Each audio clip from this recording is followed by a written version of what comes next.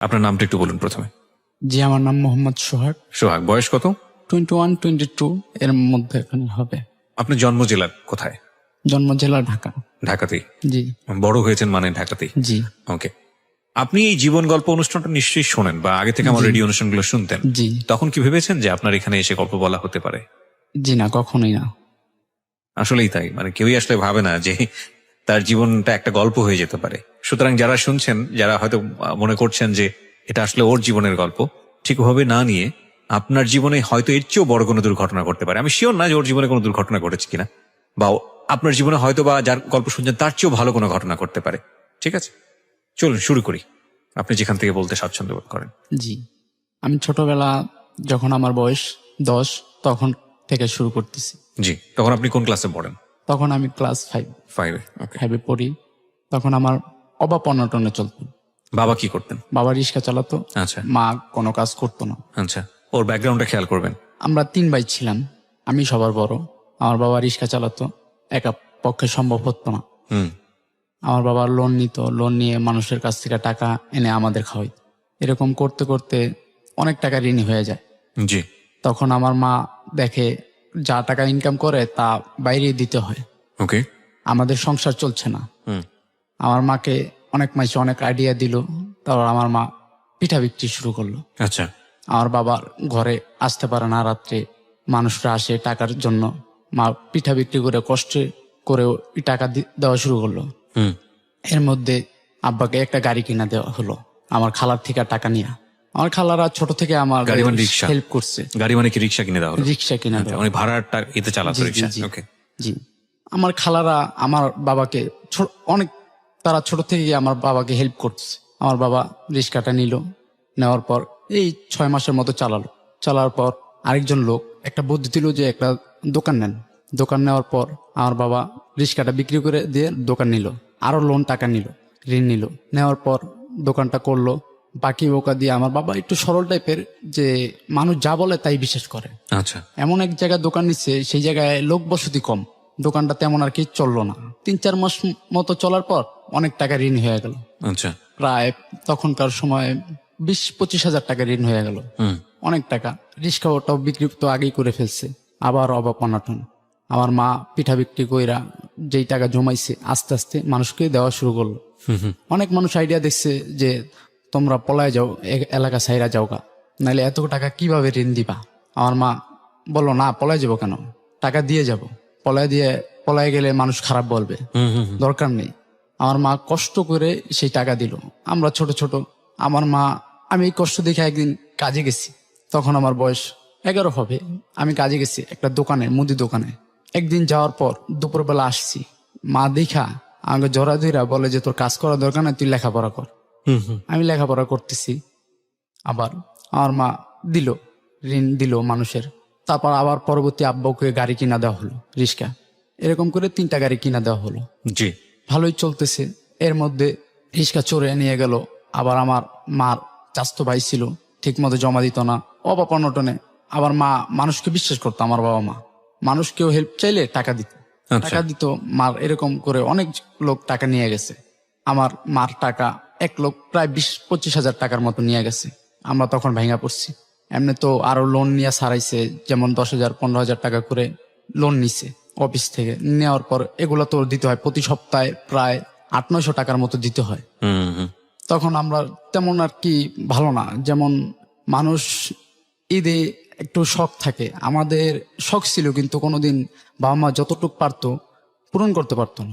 ঠিক মতো খাওয়া দাওয়া করতে পারতাম না, 3 বেলা জায়গায় 1 বেলা খাইতাম। এরকম আস্তে আস্তে মা পিঠা বেচতে নামলো, আব্বা রিক্সা চালাইতেছে, আমিও কাজ করতেছি, লেখাপড়াটা ছেড়ে দিছি। তারপর ওইখানে প্রায় 12 বছরের মতো ছিলাম আমরা। তারপর চলে গেলাম তেরমনিতে। তেরমনিতে চলে যাওয়ার পর ওই বাড়িতে একটা মেয়ে থাকতো ওর দাদির সাথে। ওর মা ছোটবেলা চলে গেছে ওর বাবাকে রাইখা। ও আর ওর ভাই, ও বড়, ওর দাদির কাছে থাকতো। ওর দাদি আবার অন্য জায়গায় নিচে ঘর, একা পারে না। তেরমনিতে গেলাম, ওইখানে একটা রুম ছিল, ওর দাদিকে দিল আমার মা, যে নেন ভাড়া, ভাড়া কম আছে, থাকেন, লার্কি চুলা থাকেন।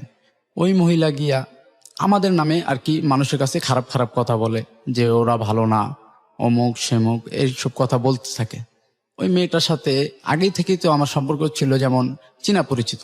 মেয়েটাকে আমি বলি যে কিরে তুই প্রতিদিন আসা যাওয়া করস, তোর কি গাড়ি ভাড়া দেয় না? এই দেখি স্কুলে পরে হাইটা যায়, হাইটা আসে।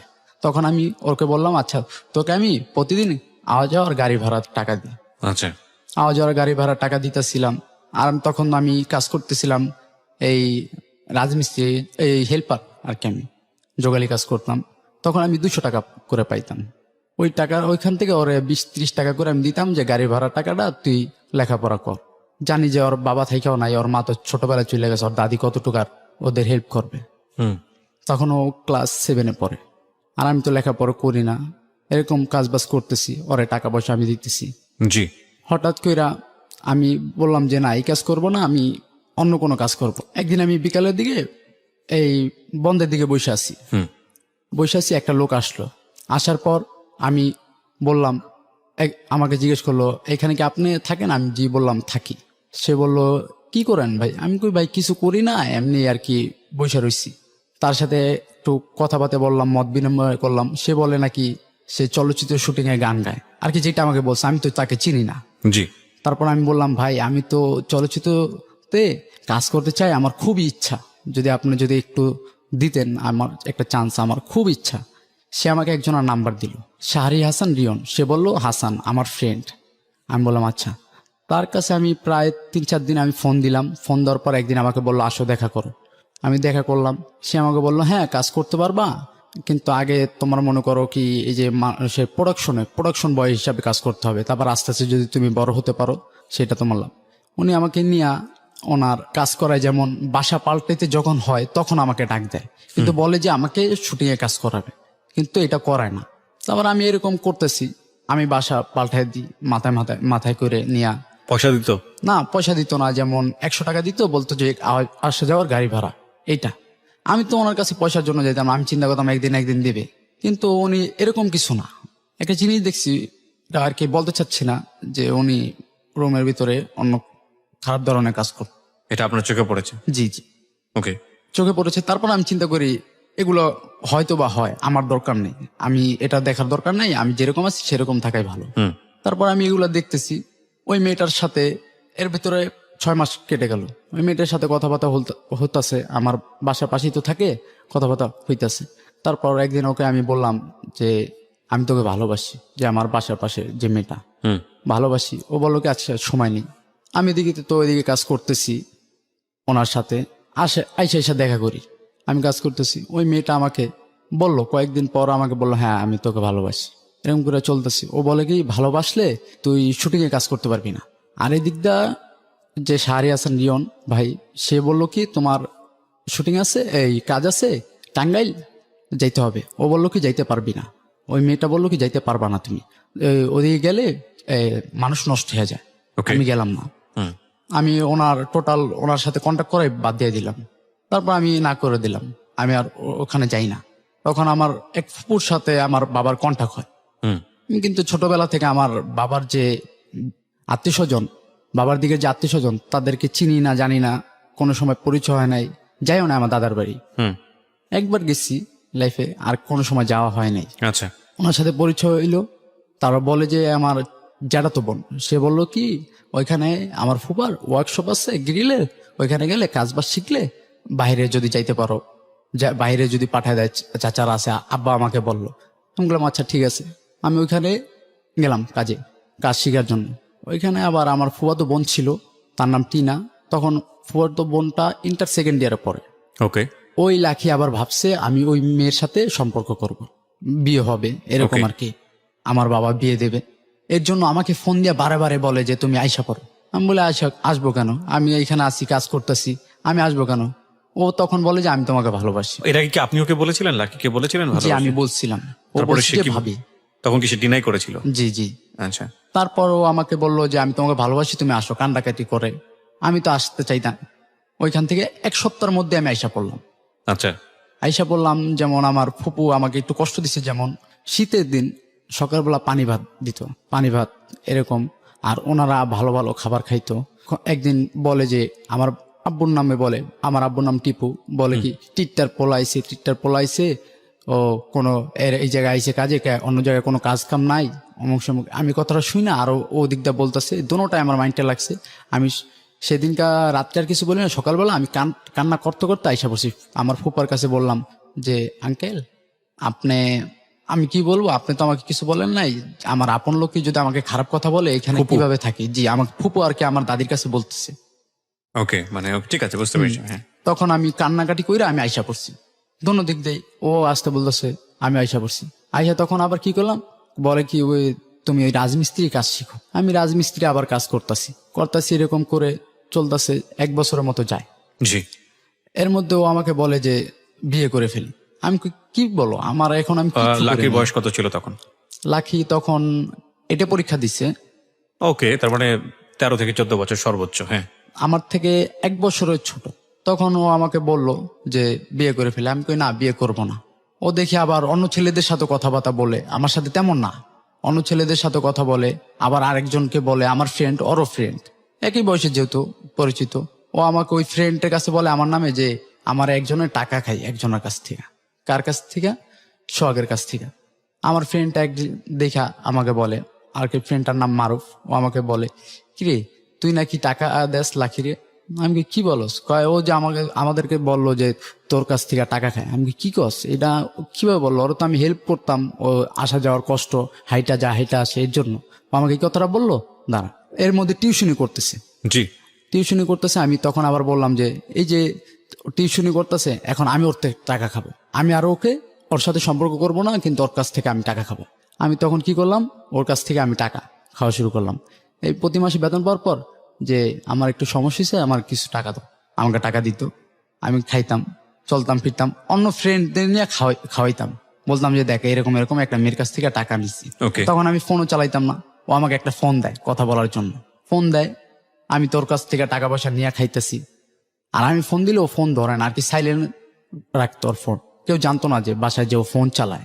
এরকম ও বাথরুমে যেয়ে কথা বলতো, আমি বাইরে থাকতাম, এরকম কথাবার্তা বলতো। আমার ফ্রেন্ডরা দেখতো আমি ওর থেকে টাকা পয়সা নিয়ে চলতেছি ফিরতাছি। ও আমাকে ও মানুষের কাছে বলে যে ছেলেটা খারাপ, অন্য ছেলেদের সাথে কথাবার্তা বলে। এগুলো মানুষের কাছে বলতো? হ্যাঁ, এই বিয়ের প্রস্তাব না করে দেওয়ার জন্য? টাইম পাস করে। ওকে। টাইম পাস করে। তখন আমি বললাম যে টাইম পাস করো, দাঁড়াও। তখন আমি ওর রুমে গেলাম, ওর দাদি কাজে গেছে হয়তোবা রাত্রে, হ্যাঁ সন্ধ্যার পর পর, কোথায় জানি গেছে, এটা সঠিক আমি জানি না। আমি রুমে যাই, আমি ওকে ধৈরা বলতেছি যে আমার এটা লাগবে, তুমি যদি সত্যি ভালোবাসো আমার এটা দিতে হবে।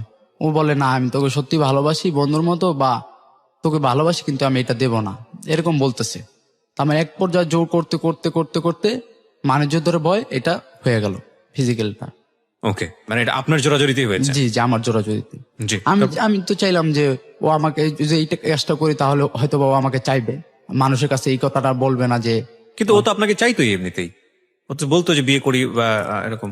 না। তো আপনি এটার এটা তো পেছনে আর কি আমাকে ভয় দেখাইতো যে বিয়ে করি আর কি, তাহলে যে আমি যদি চলে যাই। কিন্তু আমি তো ভাবতাম যে বিয়ে যদি করবা তাহলে তুমি অন্য ছেলের সাথে কথা বলো কেন, অন্য ছেলের সাথে দেখি। ওকে, ওকে, ঠিক আছে। আপনাদের মধ্যে এই সম্পর্কটা হয়েছে যেটা একান্তই আপনাদের ব্যক্তিগত, তবে আমি বলবো যে বিয়ের আগে এই ধরনের অনৈতিক সম্পর্কে জড়ানো উচিত নয়। ফিজিক্যালটা হয়ে গেল, ওর মতো আমার সাথে 2 দিন কথা বলে না। তারপর আমি একদিন ফোন দিয়ে বললাম যে দেখো রাগ করো না, ভুলে গেছে, আর কোনোদিন এই কাজটা করব না, আর তুমি রাগ করো না আমার উপরে। ও তারপর মাইনা তারপর বলছে যে এই কাজটা করো কেন। তারপর এর মধ্যে ওর সামনে আমি আবার একটা কাজ করছি, এর জন্য মানছে। যেমন ওর সামনে আমি একটা নেশা করছিলাম, নেশা করার পর ও এটা কি ফার্স্ট টাইম ছিল নাকি এর আগে থেকে আপনি করতেন নেশা? এর আগে থেকে করতাম, কিন্তু যখন ওর সাথে আমার এখানে আইসা পড়ে তেরমনি, তখন আমি এটা ছেড়ে দিই। আচ্ছা, তখন ওর সামনে আমি ফার্স্ট টাইম এটা করি, ও দেখে। কি নিতেন আপনি? এই গাঁজা।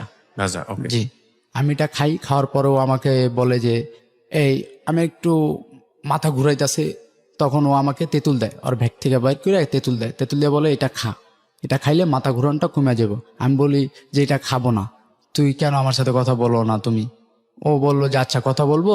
আমি কইটা তো রাগ করো না, কয় না রাগ করি নাই। তারপর আমি ওইটা খাইলাম, ভালোই সুস্থ হইলাম। ওর সাথে এরকম কথাবার্তা বলতেছি, যেমন আগের মতো না, এই 2-1 দিন পর পর কথা বলে দেখলে কেমন আছো এই। তখন আবার সম্পর্কটা আবার আগের মতো হয়ে গেল, যে আগের মতো কথাবার্তা বলে। ঠিক আছে, এরকম আমি চলতেছি। এর মধ্যে ও আমাকে বলে যে তুমি কোনো কাজ বাজ করো, আমি হ্যাঁ কাজবাজ করব। কি কাজ করব?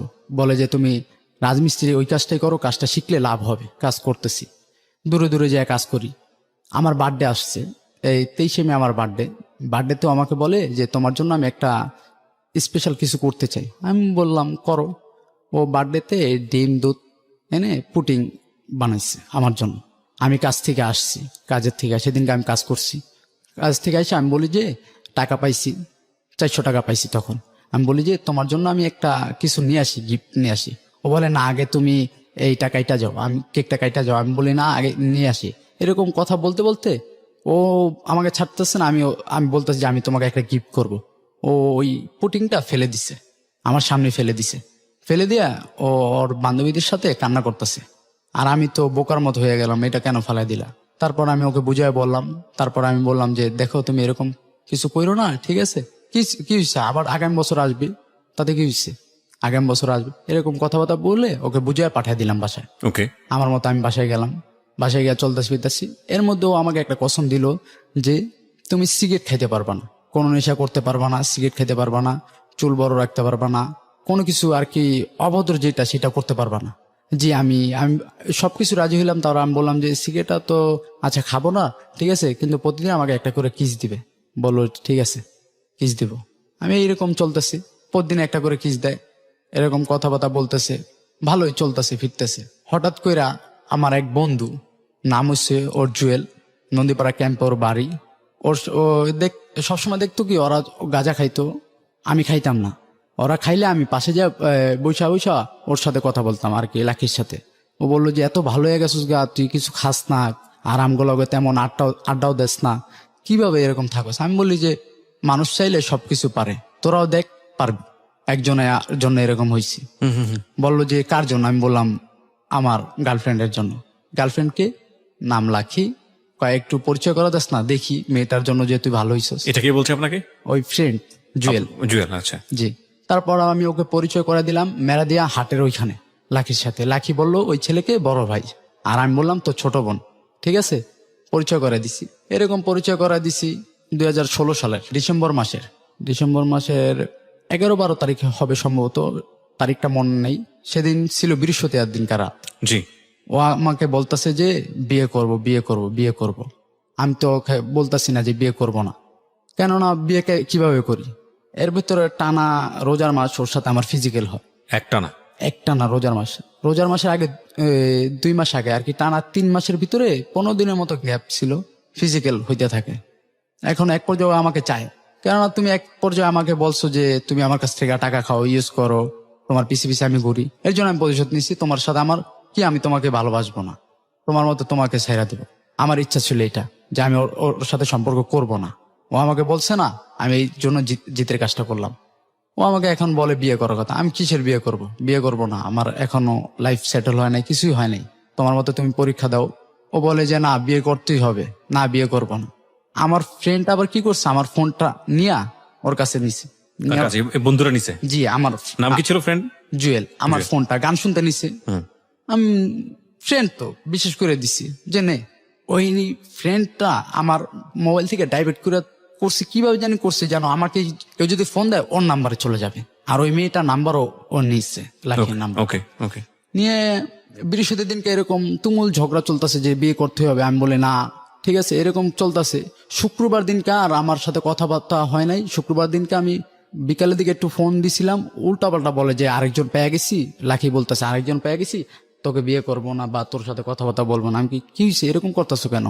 বলে আরেকজন পেয়ে গেছি, তোর সাথে কোনো কথা নাই। উল্টাপাল্টা আমাকে তুই তামাই করে রাব বিপ করতেছে। আমি বললাম ভালোই, তুমি যে এই কাজটা করতেছো এটা কিন্তু ঠিক না, তুমি কাকে পাইছো? শনিবার দিনকে আমি কাজের থেকে আসছি সন্ধ্যার দিকে।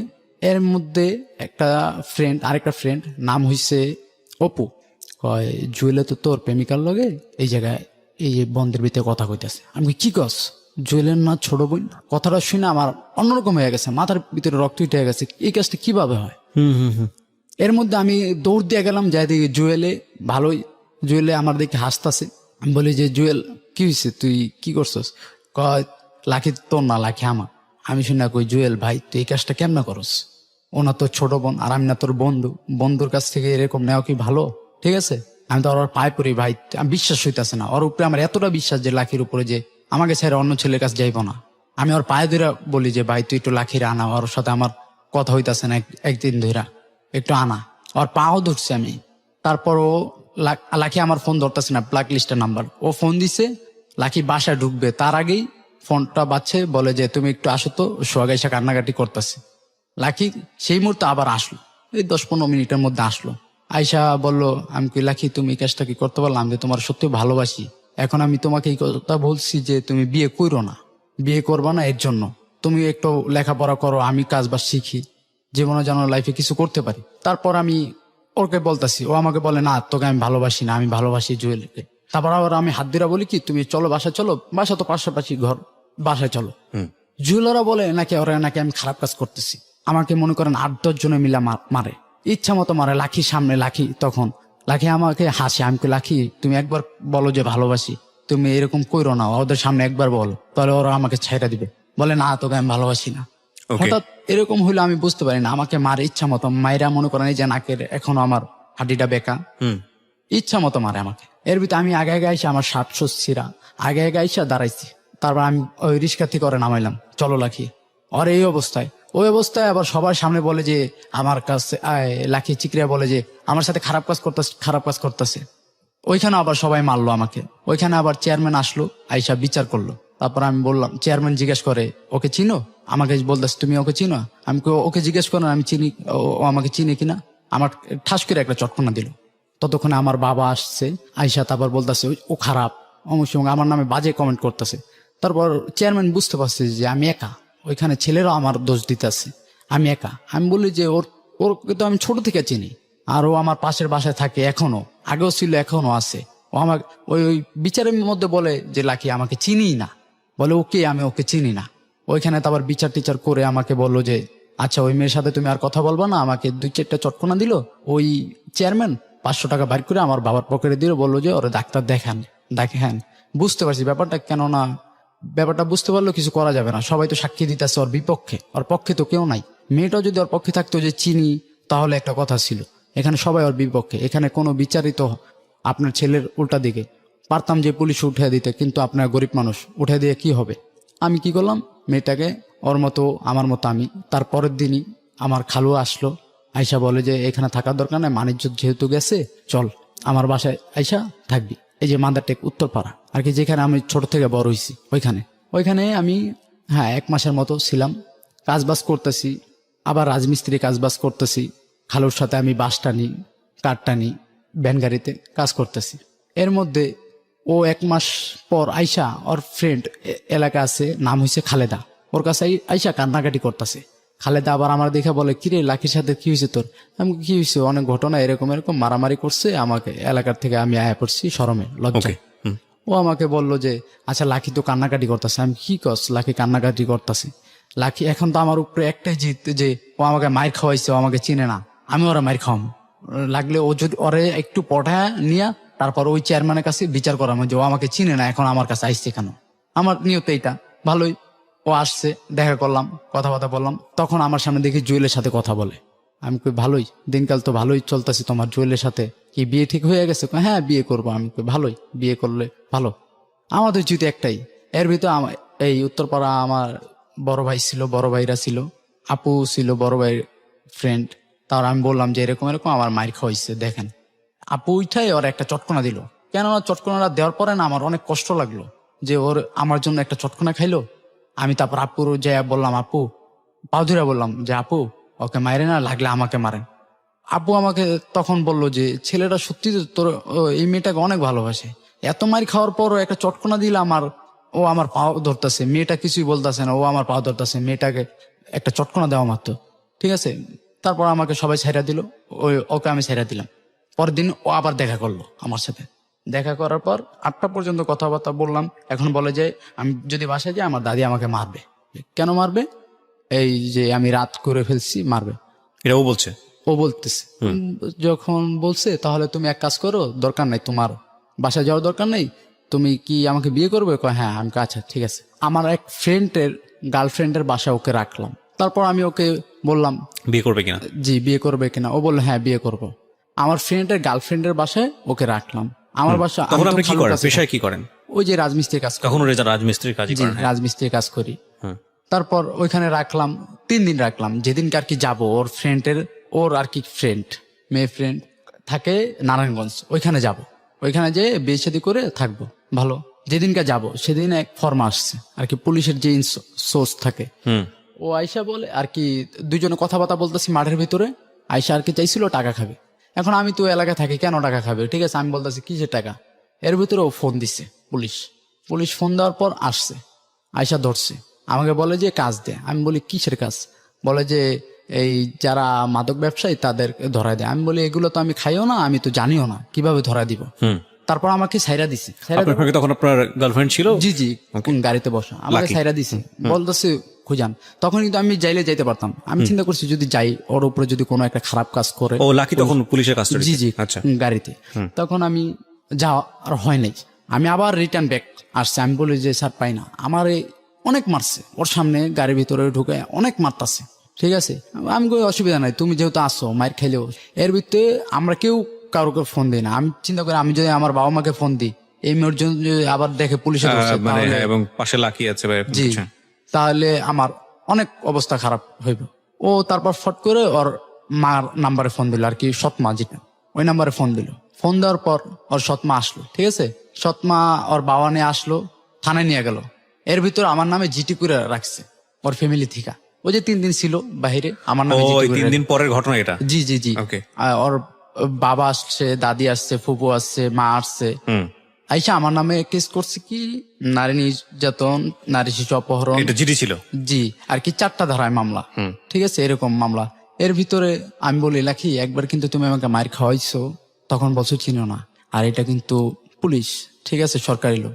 এখানে যদি বলো চিনি না, তাহলে সারা জীবন লাইফটা আমার এখানে কাটাই দিব। এখন তোমার উপরে ডিপেন্ড করতেছে সবকিছু। ওরকে তো নিয়ে গেছে, ডাক্তার করাইলো, কিন্তু তখন তো 1 মাসের মতো ওর সাথে আমার কোনো মেলামেশা হয় নাই, কিছুই হয় নাই, ওকে। কিছুই ধরা পড়ে নাই। নিয়ে গেল ডাক্তার করতে, কিন্তু কোনো কিছুই পাইলো না, ওর মতো চলে গেল। আমি তো থানায়, আমাকে কোর্টে উঠাইলো, উঠানোর পর 7 দিন রিমান্ড চাইলো, কিন্তু 3 দিন এই জজ দেখে বলে যে ও তো নির্দোষ, ওর কিসের রিমান্ড। 3 দিন রিমান্ড দিল, 3 দিন রিমান্ড দিছে। এর ভিতর আমার খালু গেছিল, আমার বাবা গেছিল। যাওয়ার পর আমি বলছি এরকম এরকম ঘটনা, ঠিক আছে, এখন কি করবা। আমার ওই দারোগা আবার আমার বাবা মাকে ফোন দিয়ে বলছে রিমান্ড। আমার বাবা মা আবার অনেক কষ্টে টাকা পয়সা দিয়া রিমান্ডটা কাটাইলো। আমার রিমান্ডের দিকে দাগও দেয় না, কিন্তু রিমান্ডের আগে যখন আমাকে আনছে, চেহারের ভিতরে ঢুকে আমার ইচ্ছা মতো মারছে, অনেক মারছে আমাকে, মারছে। এমনি তো আমি অবস্থা খারাপ, 24-25 দিন এরকম ছিলাম। ও ছিল তখন, আর ও আমার সাথে এরকম কিছু করে নাই যে চিনি না জানি না। ও পলায় পলায় আসতো, ওর বাবা মা আসতে দিত না, কোচিং এর কথা কয়ে আসতো। আয়সা ওই জজের কাছে, উকিলের কাছে যে বন্দিত যে না কেস করি নাই, ও আমাকে বিয়ে করবে, এরকম একটা ব্যাপার স্যাপার। তখন আমি বের হইলাম, প্রায় 60-70 হাজার টাকার মতো খরচ গেল মেয়ে পক্ষে থাকার পরও। আর যদি ও যদি পক্ষে না থাকতো, প্রায় 31 বছর মতো সাজা হইতো, যেটা আর কি বলছে। ওকে। তারপর আমি বের হইলাম, বের হওয়ার দিনকেই আমাকে নিয়ে দুধ দেওয়া, হলুদ দেওয়া, গোসল করাইলো। আর সবাই বলতেছে যে আমাদের ফ্যামিলিতে কেউ জেলে যায় নাই, তুই গেলি, তাও এই মেয়ের জন্য, এই মেয়েটার লেগা তুই মাইরও খাইলি, আর কি নানান ধরনের কথা বাতা সবাই বলতেছে। গোসল করাইলো, গোসল করার পর হাতের নখ এরকম বড় বড় হয়ে গেছে, বড় হয়ে গেছে। তারপর আমি লাখি সবার সামনে, আমি বলি এই নখটি বড় রাখবো, ঠিক আছে। লাখি তারপর একটা নীল কাটার বাইর করে সবার সামনে নখ কেটে দিল। আমার তখন অনেক লজ্জা করতেছে যে ওই বাবা আমার সামনে আমার নখ কেটে দিতেছে। আমার বাবা মা শরমে ঘর থেকে গেছে। 2 দিন পরে আমার আবার তেরমুনি গেলাম, আমার বাবা নিয়ে গেছে, বাবা মা আমাকে নিয়ে গেছে। তখন আমি চুল একবার নাইরা হয়ে গেছি। যাওয়ার পর সবাই বলতেছে জেল খাইটাইছে, জেল খাইটাইছে। আমি তখন আর তেরমুনি থাকি না। এর আগে তো একবার মানিজুদ গেল, ওর জন্য মার খেয়েছি, আবার বলে সবাই জেল খাচ্ছি। আমি 15টা টাকা নিলাম ঘর থেকে, 15 টাকা। আমি বলি বাবা দাও তো 15টা টাকা, আমি একটু উত্তরপাড়া থেকে ঘুরে আসি, এই জায়গায় ভালো লাগে না। আবার বুঝছে যে মন মানসিকতা খারাপ, 15 টাকা দিল। 15 টাকা দেওয়ার পর আমি একটা সিগারেট নিলাম, গলির সিগারেট ছিল 60 টাকা, আর একটা সেন্টার ফুড নিলাম। আচ্ছা। এটা খাইতে খাইতে গেলাম। যাওয়ার পর আমি এই উত্তরপাড়া কাবাসা মাঠের ভিতরে পোলাপানরা গুলি খেলতেছে। সিগারেটটা খাওয়া শেষ, ফালায় পাও দেওয়া নিবা পর সেন্টার ফুডটা চাবাইতেছি। এর মধ্যে ও আসলো, বোরকা পরে আসলো, ব্যাগ তো কান্দে থাকে। আমি ভাবছি যে কোচিং এ যাবে বা কোচিং থেকে আসছে, এরকম একটা কিছু। আয়সা বলে চলো। আমি বলি কোথায় যাবে? কয় চলো না। আমি ভাবছি যে এতদিন জেল খাটছি, জেল থেকে আসছি, আবার ওর সাথে তো তেমন কথাবার্তা হয় নাই, কোন জায়গায় ঘুরতে যাবে। হুম। আমি বলি যে দেখো কোথায় ঘুরতে যাবে, আমার কাছে টাকা পয়সা নাই, অবস্থা অনেক খারাপ। কয় তোমার টাকার কোনো দরকার নাই, তুমি আসো। আমি বললাম চলো ঘুরে আসি। ও দেখলাম সদরঘাটের গাড়ি নিল, সদরঘাটের একটা রিক্সা নিল। আমি বলি সদরঘাট কেন, সদরঘাট কি করবা? বলে ওই জায়গায় একটা মাজার আছে, ওই জেলে গেছিল মাগুসা বাবার নাকি মাজার। আমি ভাবছিলাম ওই যে মনে হয় কোনো মানত টানত আসছে, এর আগেও মানত দিছে হুম। আমার নামে, গোলাপ শাহ বাবার মাজারে আমার নিয়ে দিছে। তারপর আমি ওকে নিয়ে গেলাম, নিয়ে যাওয়ার পর ও বলে কি লঞ্চে ওঠো। আমি কই লঞ্চে কেন? কেন লঞ্চে যাইতে হবে। আমি কই না লঞ্চে কোথায় যাব? বলে যে আমার মার কাছে একবারে যাবো। আমি কই না এটা তো আমি সম্ভব না, কিভাবে যাই আমি, এই যে জেল থেকে বাইরে হইলাম, এখন যদি তোমার নিয়ে যদি আবার যাই তাহলে আমার বাবা মা অনেক টেনশন করবে। বলে যদি না যাও এখন আমি আত্মহত্যা করবো, তোমার নাম লিখে দেওয়া যাবে। আমি এই যে একটা ব্ল্যাকমেল করলো, এই ব্ল্যাকমেলের জন্য আমি ওর সাথে চলে গেলাম বরগুনা। এক পোশাক আমার, আর ও কিন্তু ওর ব্যাগের ভিতরে জামা কাপড় নিয়ে রাখছে। ওকে। আমি গেলাম, যাওয়ার পর ওর মার কাছে, ওর মা তো দেখে, ওর মা তো ছোটবেলা ফালাই থুয়ে গেছে, ওর মা আরেক লোকের সাথে ওর বাবাকে ফালাই থুয়ে ওই লোকের সাথে গেছে, বিয়ে মা? করছে ওর মা। আচ্ছা। ওর মার ব্যাকগ্রাউন্ড খারাপ, ওর বাবার ব্যাকগ্রাউন্ড খারাপ। তারপর আমি বললাম চলো, ওর মার কাছে যাওয়ার পর ওর মা তো দুই গেলে ওকে চুমা দিয়ে বলতেছে যে কে এইটা কে? বলে তোমার জামাই। তখনও কিন্তু আমাদের বিয়ে হয় নাই। হুম। বলে যে তোমার জামাই। আর আমি বলি এই আমাদের তো বিয়ে হয় না, আর কানে কানে বলতেছি।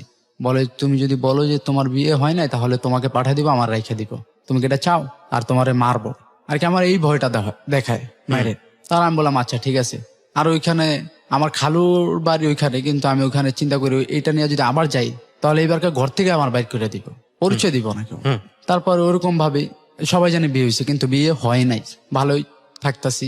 ওর মাকেও ঘটনা খুলে বললাম যে আপনার মেয়ের জন্য এরকম এরকম আমার অনেক লস হয়েছে, আমার বাবা মা আমার অনেক কষ্ট পাইছে, সব কথা বললাম খুইলা। ওর মা বললো আচ্ছা বাবা কি করবো? আমি বললাম যে ঢাকা শহর তো আমি যাইতে পারবো না, ঢাকা শহরতে আপনার মেয়ের জন্য আমার একটা কেসে একটা হাজিরাও দিতে পারিনি। জামিনে বের হওয়ার পর একটা হাজিরাও দিতে পারিনি। ও আমাকে নিয়ে আসছে 10 দিন পর। আচ্ছা। ফেব্রুয়ারি 11 তারিখে না 12 তারিখে বের হয়েছি, 20 তারিখে আইসা পড়ছি ওরে নিয়ে। আচ্ছা। ও আমাকে সব শিখে দিচ্ছে, ওর মতো বুদ্ধি আমার নাই। ও বলে যে বলবা কি বয়স কম দেখা এই কাবিন হয় নাই, এমনি কি এই হুজুরে যে বিয়ে করে সেইটা।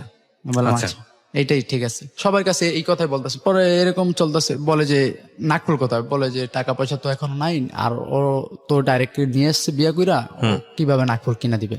একটা এই 15-20 টাকা দামের একটা নাকফুল ওর নাকে দিতেছে। এরকম কইরাই চলতেছে। বলে যে তুমি এই বরগুনা তুমি বাসে তোমাকে হেল্পারি করার জন্য একটা চাকরি নিয়ে দিব। ওর ভাই আর কি বললো, খালতো ভাই, আচ্ছা। তার নাম সিদাম। আমি আবার এর মধ্যে আবার আমার এদিকে নানা বাড়ি হইছে তালতুল। ওইখানে নানার অসুবিধা হয়েছে, নানা মারা গেছে, এখন জায়গা সম্পত্তি নিয়ে গন্ডগোল চলতেছে। মা আর আব্বা গিয়া ওইখানে বাড়ি তুলছে অনেক আর কি গ্যাঞ্জামের ভিতরে। তখন আমি যাইতে পারিনি।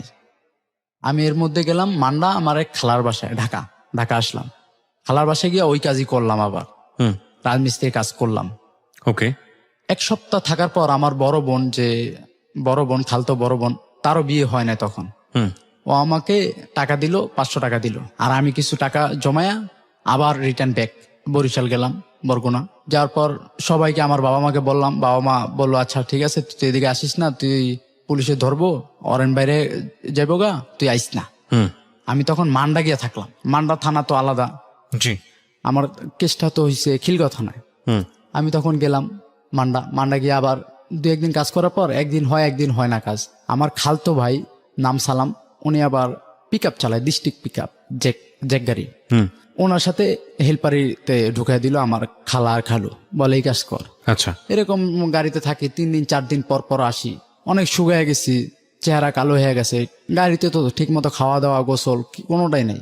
তারপর নিজের কষ্টটা কষ্ট মনে করি না, যেহেতু আমার পাশে আছে, কষ্টটা কষ্ট মনে করি না। ও বলে কি আমি গার্মেন্টসে ঢুকি। আমি কইলা কি গার্মেন্টস জিনিসটা অনেক খারাপ, গার্মেন্টসে যারা যায় তারা নষ্ট হয়ে যায়, তুমি গার্মেন্টস করো না, যতটুক পারি ততটুক চলে, তোমার গার্মেন্টসে যাওয়া দরকার নেই। এর মধ্যে আবার গার্মেন্টসে গেছে। ওকে। গার্মেন্টসে যায়, আর আমি তো 3 দিন 4 দিন পর আসি। ও গার্মেন্টসে গেছে। পয়লা বৈশাখে ওকে আমি একটা 1 পিস কিনা দিছিলাম কাপড়, ওইটা বানাইছে।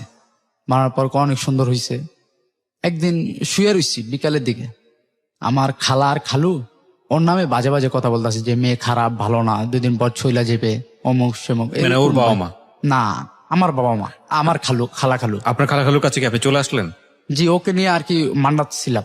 আমার খালা মানে ও খালুর যখন কাছে। গার্মেন্টসে কাজ করছিল ও তো নিয়ে গেল আপনাকে বরিশালে, ওইখান থেকে আপনি চলে আসলেন ওকে নিয়ে? জি জি, আমার খালা খালুর কাছে মান্ডা। আচ্ছা, তখন একদিন বিকালের দিকে শুয়ে আছি, কিন্তু তন্দা তখন লাগছে। বিয়ে ছাড়াই আপনারা একসঙ্গে থাকছেন? বরিশালে বিয়ে হয় নাই, তখন আইসা বললাম ঢাকা। হুম।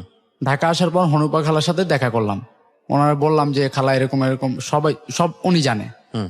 তারপর বললো বিয়ে ছাড়া তো থাকা ভালো না, তাহলে তোমাদের বিয়ে করে দিয়ে। আমি বললাম তো আমার কাগজপাতি আছে, কিন্তু ওর তো কাগজপাতি নাই। হুম।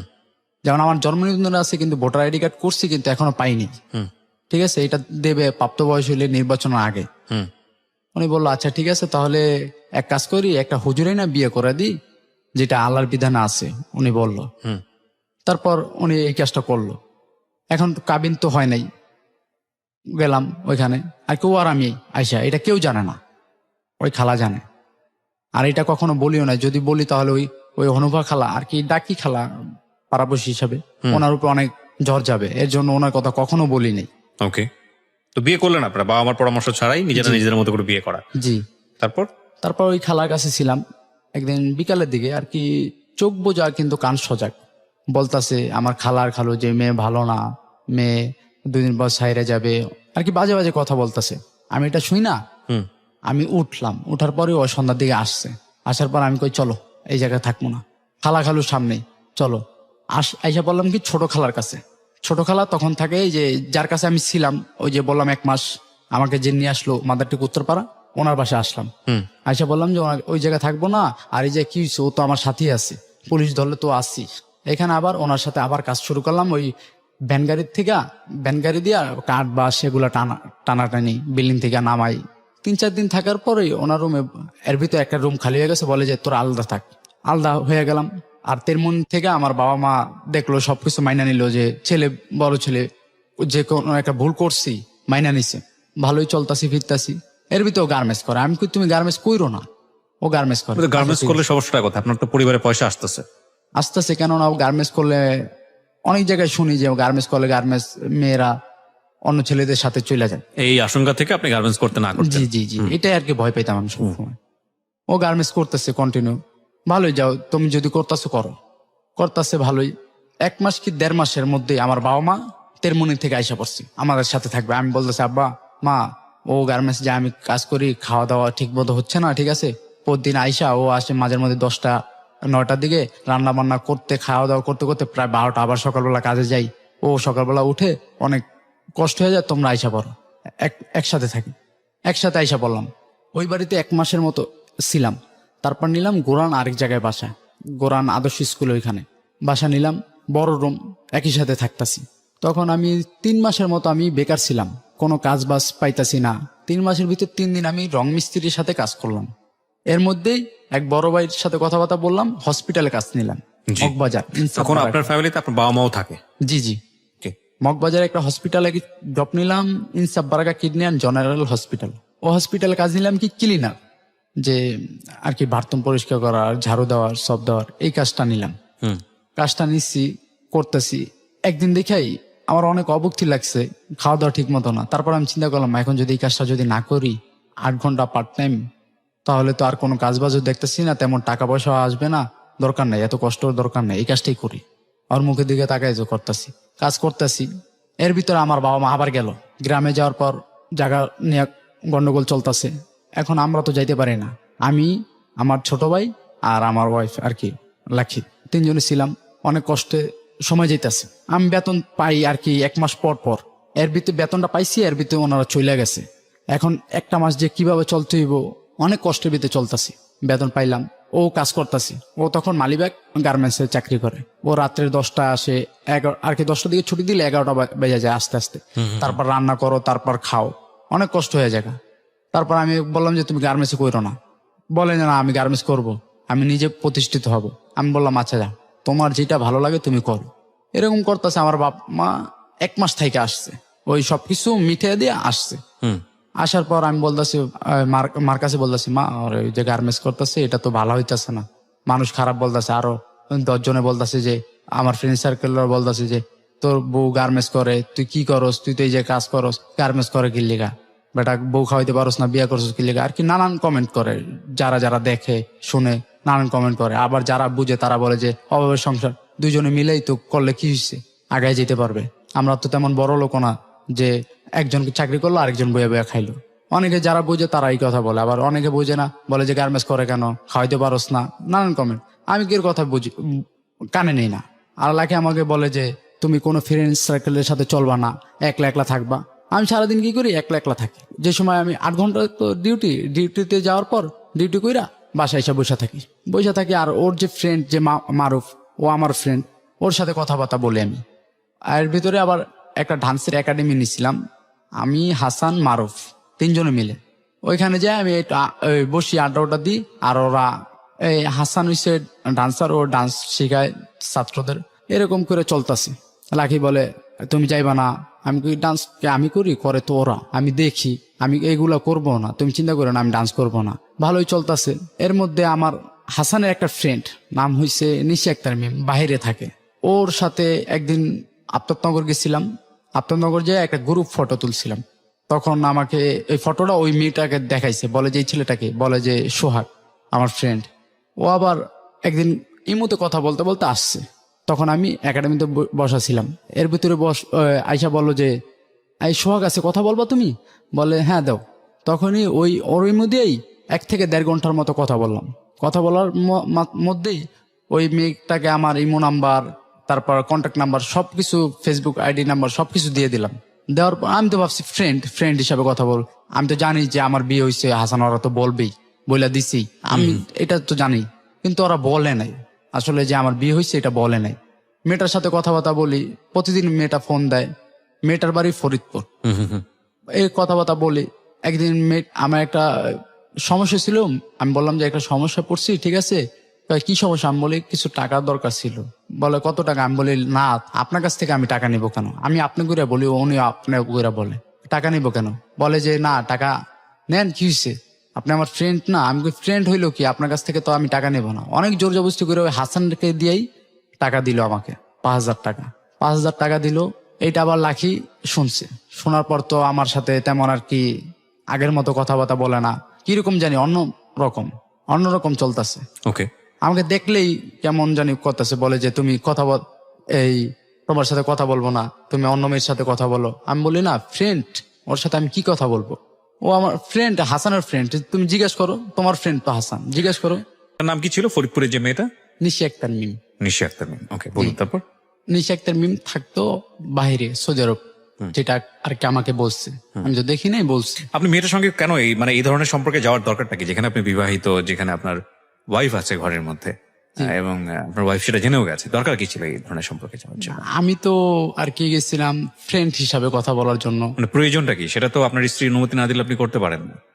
এমনি কথা বলার জন্য, ওরা কথা বলে, এই আমার তো কোনো ওরকম। ঠিক আছে, তো টাকা নিলেন এবং আপনার স্ত্রী সেটা জেনে গিয়েছে, তারপর? জেনে যাওয়ার পর কিছুদিনের মধ্যে আমার স্ত্রী ওর ফুপুর কাছে চলে গেল। এটা নিয়ে রাগারাগি করে? জি, রাগারাগি করে ফুপুর কাছে চলে গেল।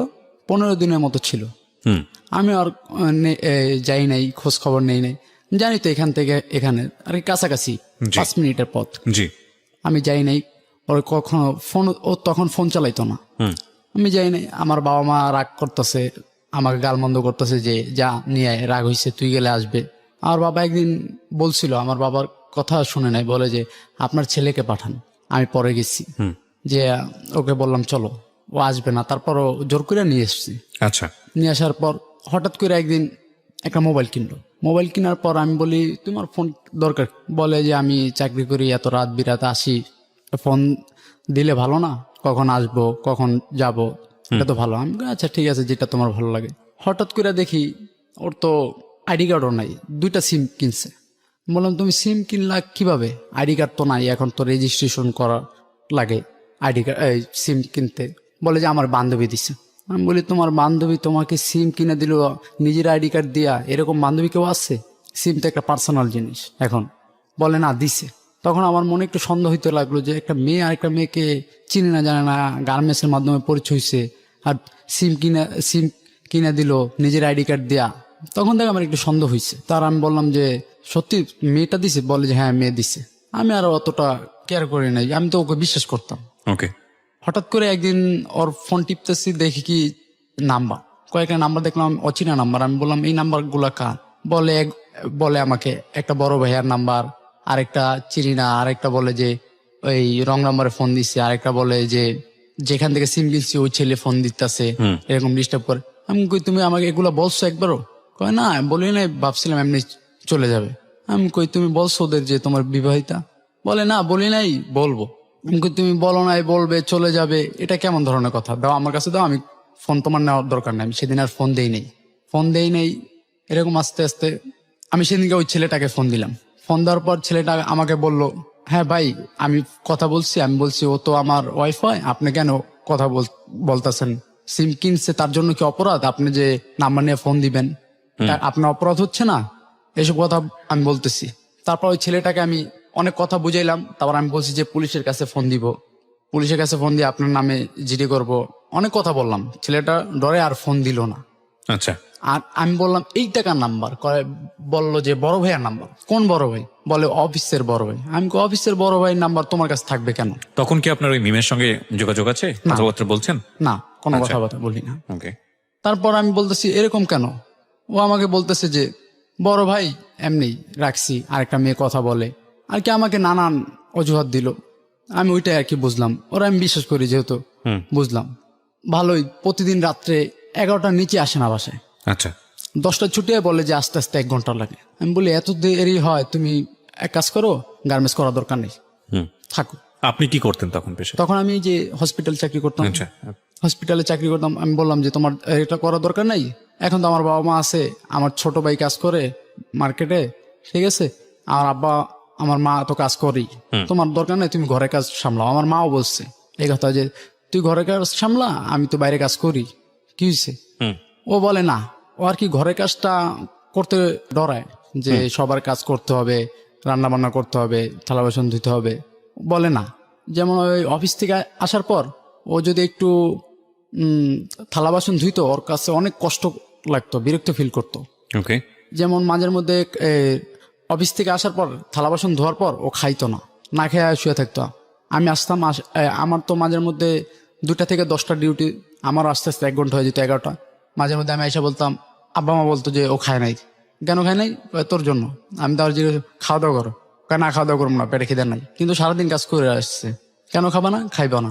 আমি বলে না খাইলে করতে বেড়ে যাও, তুমি যদি না খেয়ে থাকো, যদি তোমার কোনো ক্ষয়ক্ষতি হয় তাহলে তো আমার ধরবে আর কি, এরকম করে বলতাম। তারপর জোর কইরা, অনেক জোর কইরা খাওয়াইতাম ভাত খাওয়ানোর পরে খাইতো ভাত। আমি এই যে তুমি যে না খেয়ে থাকতা, এই যে খিদাগুলা, তখন তোমার কি মন লাগতো? শরীর খারাপ হইতো না? এরকম কইরা প্রতিনিয়ত চলতেছে আর কি, খাওয়া দাওয়া ঠিক মতো করে না, মানে ঘরের কাজ সবকিছুর করে না। মধ্যেই একটা ইরেগুলারিটি এবং ইনডিসিপ্লিন। ওকে, যেটা আপনার ভাষ্য। হ্যাঁ। তারপর আমি ওকে বলতাম, এদিকে আবার ওর মার সাথে আবার কথা পরামর্শ চলতেছে, ওই যে ওর মার সাথে, আপন মার সাথে, ওনার কাছে আর কি নানান কথা বলে আর কি, আমার নামে ব্যাপারে খারাপ খারাপ কথা বলে যে ও কাজ করে, ঠিক আছে, ওর একসাথে থাকবো না, ওর সাথে আলাদা নিয়ে থাকবো। আমার তো কথা একটাই যে আমার মা বাবা কি তোকে কোন সময় কি বকা দিছে বা জ্বালা যন্ত্রণা দিছে যে আলাদা খাবি? আমি বলি কি, আমার মা বাবা তো কোনো সময় তোমাকে খারাপ কিছু বলে নাই, নিজের মেয়ের মতো দেখে, তোমার খারাপ কোনো কথা বলে নাই, কোনো সময় খারাপ কিছুই দেখে নাই, খারাপ চোখেও দেখে নাই। আমরা যেরকম একটা জিনিস এনে ভাগ করে খাই, তোমাকেও দেয় তেমনি। তোমাকে যদি একটু কম বেশ দিত তাহলে তুমি কথাটা বলতে পারতা। কোনো সময় আমার ছোট ভাইয়ের একটা গেঞ্জিও ধুয়ে দেয় নাই, আমার কাপড় চোপড় ধুয়ে দিত না, মাঝের মধ্যে আমারটা আমিই ধুইতাম। তারপর আমি বলি তুমি থাকো, তুমি যেরকম ভালো লাগে সেরকমই থাকো। এরকম এর ভিতরে ওর গর্ভে বাচ্চা আসলো, আর মার কাছে যোগাযোগ করে ওই বাচ্চাটা নষ্ট করে ফেললো। বললাম কেন নষ্ট করলা? বলে যে এমনি নষ্ট করে ফেলছি, এই 2 বছর পরে নেবো। আমি বললাম আচ্ছা 2 বছর পরে। তারপর হঠাৎ ওইটা নষ্ট করার পর 2-3 মাস পরে আবার বলে যে আমি বাচ্চা নেব, এরকম বলতেছে। আমি বলি এই যে মাত্র এই কিছুদিন আগে বললা যে তুমি 2-3 বছর পর, এখন আবার বলতেছো যে আবার এখন কি পাইছো তুমি, আসলে কি চাও বলো তো আমারে? বলে কিছু না, এমনি, ঠিক আছে, আমার এখন লাগবে, বাচ্চা লাগবে। আমি কাছে ঠিক আছে, এরকম করে চলতেছে। এরকম আমার ঘরে থাকাকালীন 2টা বাচ্চা নষ্ট করছো। বাচ্চা নষ্ট করার পর 2017 সালের প্রথম দিক দা ও আমাকে বলতেছে যে আমি লেখাপড়া করবো। আমি কি আচ্ছা লেখাপড়া করবা, এখন তো অনেক টাকা ঋণ আছি, একটু পরে করো, যেহেতু গ্যাপ দিছো, পরীক্ষাটা দেওয়া নাই, দেওয়ার আগেই তুমি চলে আসছো, ঠিক আছে, আর একটু ওয়েট করো, তারপর আমি তোমাকে স্কুলে ভর্তি করে দেবো। এদিকে আবার ওর ফুপু আসছে, ছোট ফুপু এসে এরকম আর কি গিরিঙ্গি লাগায়, যেমন বলে যে তুই লেখাপড়া কর, তুই তো লেখাপড়া করতি, গার্মেন্টসে কাজ করে কি হইবো? ঠিক আছে, ও আমার বলতো, আমি বলছি আচ্ছা, কিছুদিন পরে করো। ওর ফুপু আবার কি বুদ্ধি দিল যে কাজ করে সব টাকা দিস না, তুই নিজের জন্য জমা। ও ওর ফুপু আরে পাম্পটি দিয়ে নিয়া স্বর্ণকরের দোকানে লয়ে গেল, নিয়া বলে যে তুই এগুলো এগুলো কর। আমার মাকে যদি নিয়া, আমার মাকে যদি বলতো, আমার মা কি বলতো না যে তুই এটা বানা? বলতো অবশ্যই, কিন্তু আমার মাকে জানাইলো না। ওর ফুপুরে নিয়া স্বর্ণের জিনিস বানাইতেছে। ও প্রতি মাসে টাকা দেয়, যেমন আগে প্রতি মাসে বেতন পাইতো 8,000 টাকা 7,000 টাকা, এখন বলে প্রতি মাসে 6,000 টাকার উপরে পাই না, কিন্তু বেতনই হচ্ছে 6,500 টাকা।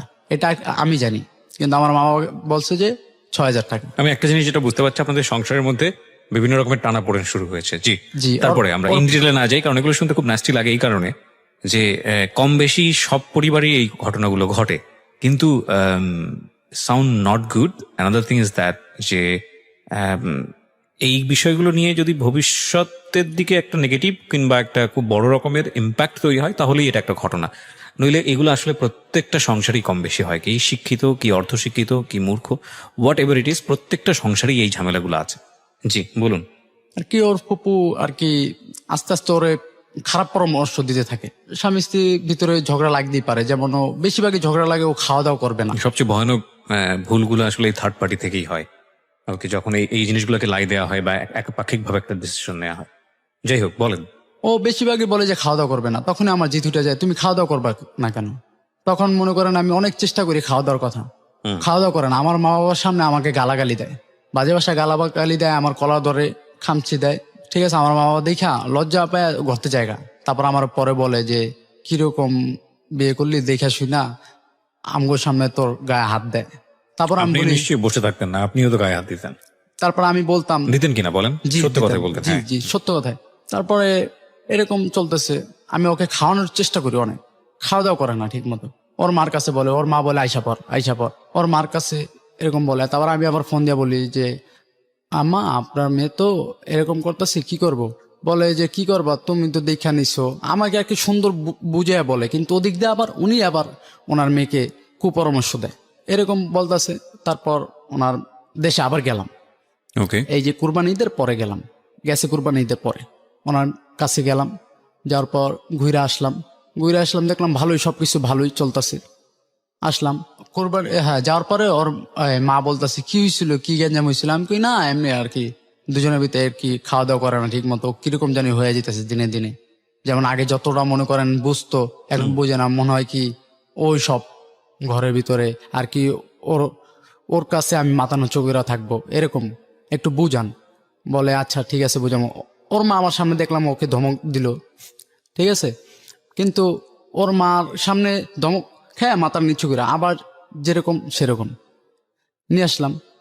নিয়ে আসার পর আমি বললাম আচ্ছা তোমার যেহেতু পড়ালেখা করবা করো, তাহলে তোমাকে আমি এই যে 18 সালে আমি তোমার ভর্তি করে দেবো। 17 সালে বললাম, 18 সালে তোমাকে স্কুলে ভর্তি করে দেবো, এই 9-এ তুমি আবার এসএসসি পরীক্ষা দিবা। ওকে। ভালো, ও কাজ বাজ করতেছে। একদিন আমার বাবা মা বললো যে দেশে তো বাড়িটা তো তুইলা থুয়েছি, এখন ওই ঘরে কেউ থাকে না, আমরা সবাই যাবো গা 1 বছর কাজ কইরা। তারপর আমার কথা বললো আমার আব্বা যে আমি থাকবো ঢাকায়, ঢাকা থেকে কাজ বাজ কইরা দেশে টাকা পাঠাবো, এই কথা বললো। আর মা, আমার ছোট ভাই, আরেক ছোট ভাই আর আমার ওয়াইফ, 4 জন গ্রামে থাকবো। ও আমাকে ধৈরা কি বললো, রাত্রিবেলা জড়ায় ধৈরা বললো কি, কান্না করে দিছে, বলে যে তোমার জন্য আমি এখানে আসছি, তোমাকে ছাড়া আমি থাকতে পারি না, 1 মুহূর্ত থাকতে পারি না, আমি তোমাকে ছাড়া কিভাবে থাকবো? আমি বললাম আচ্ছা পাগল, আমি তোমার রাখবো, অসুবিধা নেই, তোমার আমার সাথে রাখবো, ঠিক আছে, নাহলে রান্না বান্না করে কে খাওয়াইবো। আমি কথা বললা যে লাগলে ওনারা 3 জন থাকবে, তুমি ঢাকায় থাকবো আমার সাথে, তারপর আমি একেবারে চলে যাব গ্রামে। এই কথা বললাম, ভালোই কাজ বাজ করতেছে, কোনো আর সমস্যা না। 2-3 মাস ভালোই চললো।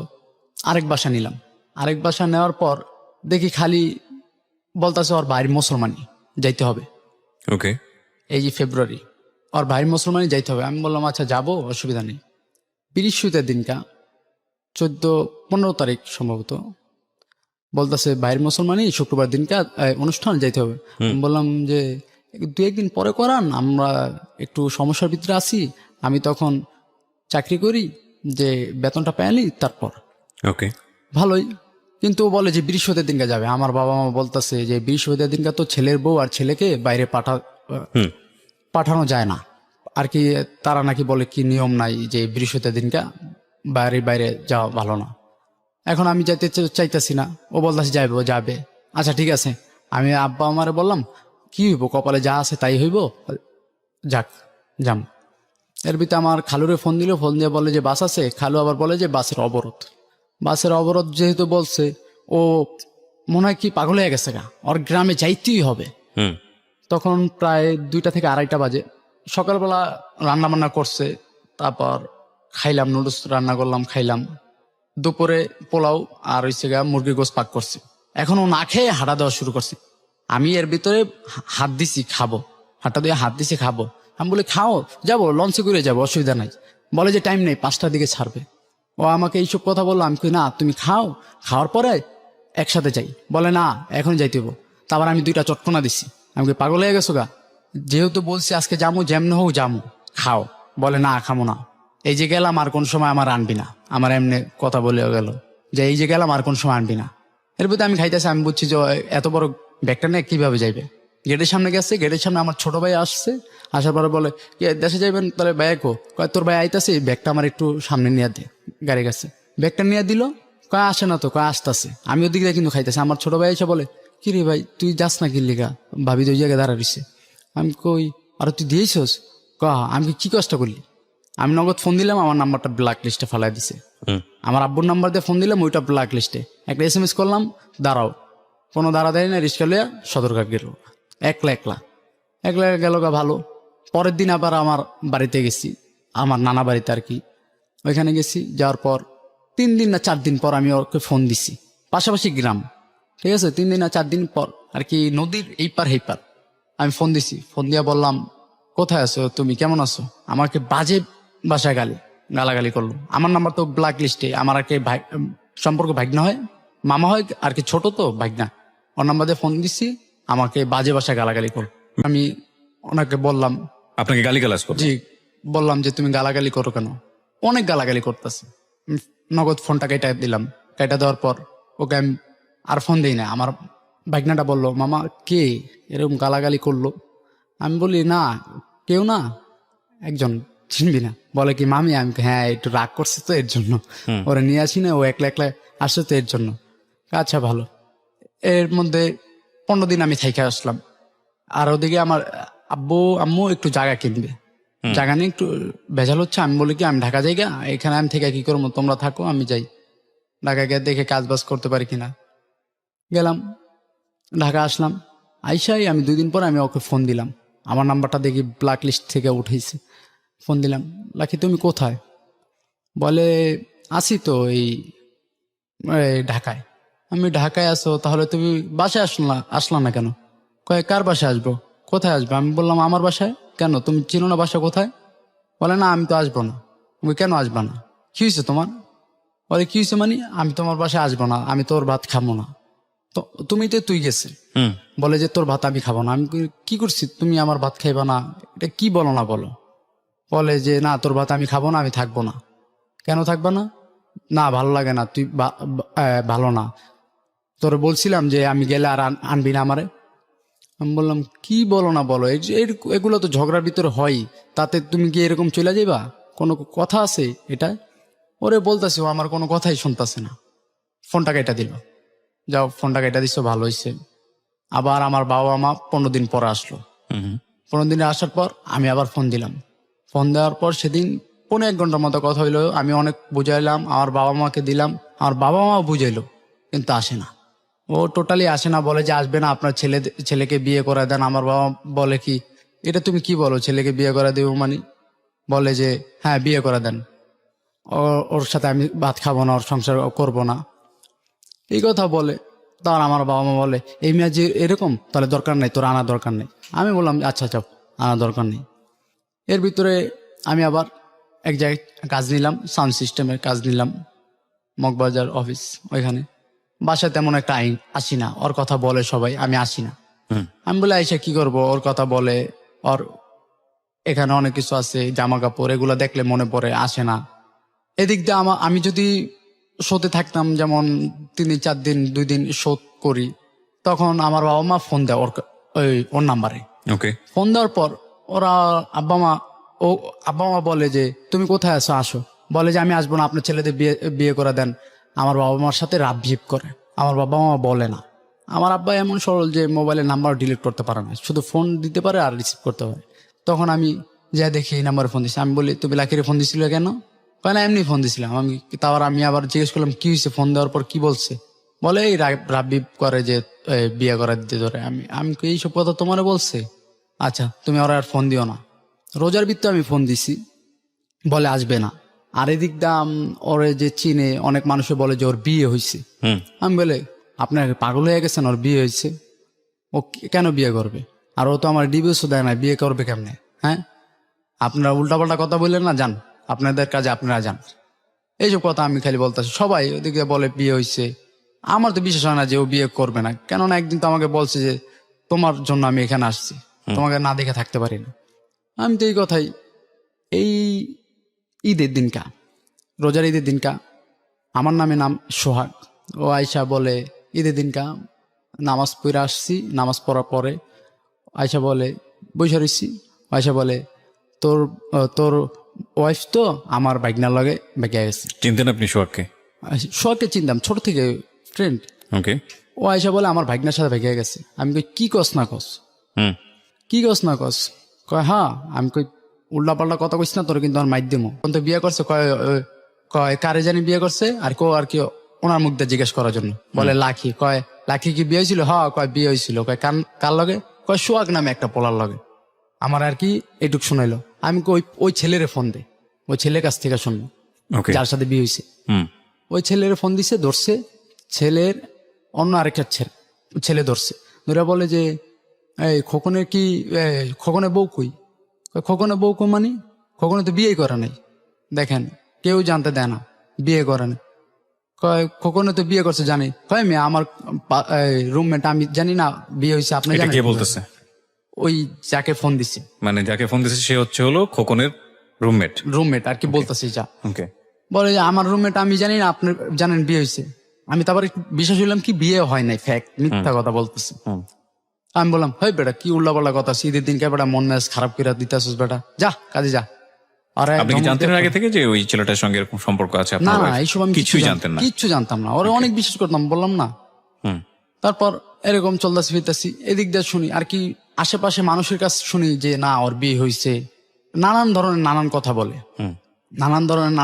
আমি তো বিশ্বাস করি না টোটাল। যে যাই বলো, আমি কই তোর কাছে প্রমাণ আছে, তুই দেখছস? না। তারপর ওর নাম্বার আমি ফোন দিলাম একদিন, ফোন দিয়া বললাম, হ্যাঁ ওয়াইফের নাম্বারে ফোন দিয়া, অনেকদিন বন্ধ ছিল, ফোন দিয়া ধরলাম। এর ভিতরে একটা ছেলে ফোন ধরছে। আমি বললাম কি ভাই আপনি কি হন? আমি পাগলের মতো হয়ে গেছি। আমি কিছু হই না। আমি কি ভাই ওর কি বিয়ে হয়েছে? ওই ছেলেও মিথ্যা কথা বলে, দেখেন, বলে যে না বিয়ে হয়নি। আমি বললাম, তখন মনটা একটু সান্ত্বনা দিলাম যে না বিয়ে হয়। আমি ওর কি হন? বলে যে আমাকে বড় ভাই হিসাবে ডাকে, ঠিক আছে, আমার মাকে তো হসপিটালে নিয়ে আসছি, ঢাকা মেডিকেল, ওর ফোনটা আমি নিয়ে আসছি, আমার তো ফোন নাই এর জন্য। আমি ও আচ্ছা ঠিক আছে ভাই, আপনি যাবেন কবে? বলে যে যাবো এই সপ্তাহখানিক লাগবে। আমি বলি ভাই ওর তো কোনো সমস্যা হয় নাই? বলে না। আমি কই ভাই ওর তো কোনো সমস্যা নাই। আর কি বারবার একটু পরপর ফোন দিয়ে জিজ্ঞেস করতেছি ওর কোনো সমস্যা হয়েছে কিনা। আর কি আমি ভাবছি ওর কোনো সমস্যা হয়েছে, যেহেতু ফোনটা ওনার কাছে, এরকম জিজ্ঞেস করতেছে। আর জিজ্ঞেস করতেছি ভাই ফোনটা কে ধরেছে? সোহাগী? না সোহাগ না, ওই ছেলেটা কে ছিল? ওই ছেলেটাকে আমি চিনি না। ওই ছেলেটা ফোনটা পেলো কিভাবে? ফোনটা নিচ্ছে ওর কাছ থেকে। ওর নিল, চাইলে তো দিবে না, নিশ্চয়ই কিছু না কিছু হতো, নাহলে ব্যক্তিগত ফোন কেন তাকে দিবে? যাই হোক, হ্যাঁ আপনি জানতেন না? জি জি, আজও জানেন না? ওকে। না এখন জানি যে ওই ছেলেটা ওর ভাই হয় আর কি, সম্পর্কে ভাই। আচ্ছা আচ্ছা ঠিক আছে, হ্যাঁ বলেন। তারপর ও ফোনটা নিচ্ছে। আমি খালি বারবার জিজ্ঞেস করতেছি ভাইয়া বলেন না আপনি ওর কি হন? বলে যে ভাই সত্য কথা, ও আমাকে ভাই ডাকছে, ভাই বোন। আমি ওর তো বিয়ে হয়েছে? বলে যে না বিয়ে হয় নাই। আমি তো ফুল। আমি কই ভাই আপনি আমার সাথে একটু দেখা করেন না? বলে আচ্ছা দেখা করব, কখন কোথায়? আমি কই ভাই আপনি যেখানে বলবেন সেখানে দেখা করব। বলে যে আপনি আসেন মেরাদিয়া পোড়াবাড়ি। আমি কই কখন আসবো? বলে ভাই আমি ঢাকা মেডিকেল আসছি, আসতেছে রাত হবে 8টা-9টার দিকে, আপনি আসেন। আমি বললাম আচ্ছা ভাই। আমি তখন গেলাম আমার 2টা ফ্রেন্ড নিয়ে। আমি বলি ওইখানে যদি আমার যদি মার খাওয়ায় ঠিক আছে, তোরা একটু দূরে থাকবি, আমি একা একা থাকবো, যদি কোনো সমস্যা হয় আমি তোকে একটা ফোন দিব, তুই তোরা আইসা পড়বি। এই যেমন ওরা 10 হাত দূরে। এর ভিতরে ছেলেটাকে দেখছি, ছেলেটাকে একটু দেখে নেশা করার মতো লাগছে। ঠিক আছে, আমি বললাম ভাই আমি সোহাগ ভাই। ছেলেটাকে দেখে আমি পাও রাস্তার ভিতরে পাও ধরে বসে পড়ছি, ভাই ওর একটু দেখান ভাই, ওর তো বিয়ে সাথে হয়নি। ও সামনে দেখে আমার বললে যে ভাই বিয়ে হয়ে গেছে ওর। আমি কই ভাই কত মাস, কতদিন হয়েছে বিয়ে? কয় 5 মাস। আমি কই ভাই আমার ঘর থেকে গেছি তো 5 মাস, কিভাবে বিয়ে হয়? আপনি তো এটা মিথ্যা কথা বলতেছেন। আর একটা বার দেখান, আমি যদি দেখাইতে পারেন যে বিয়ে হয়েছে, ভাই আমি যাবো। একটা বার আমি খাইলে ওরা দেখতে চাই।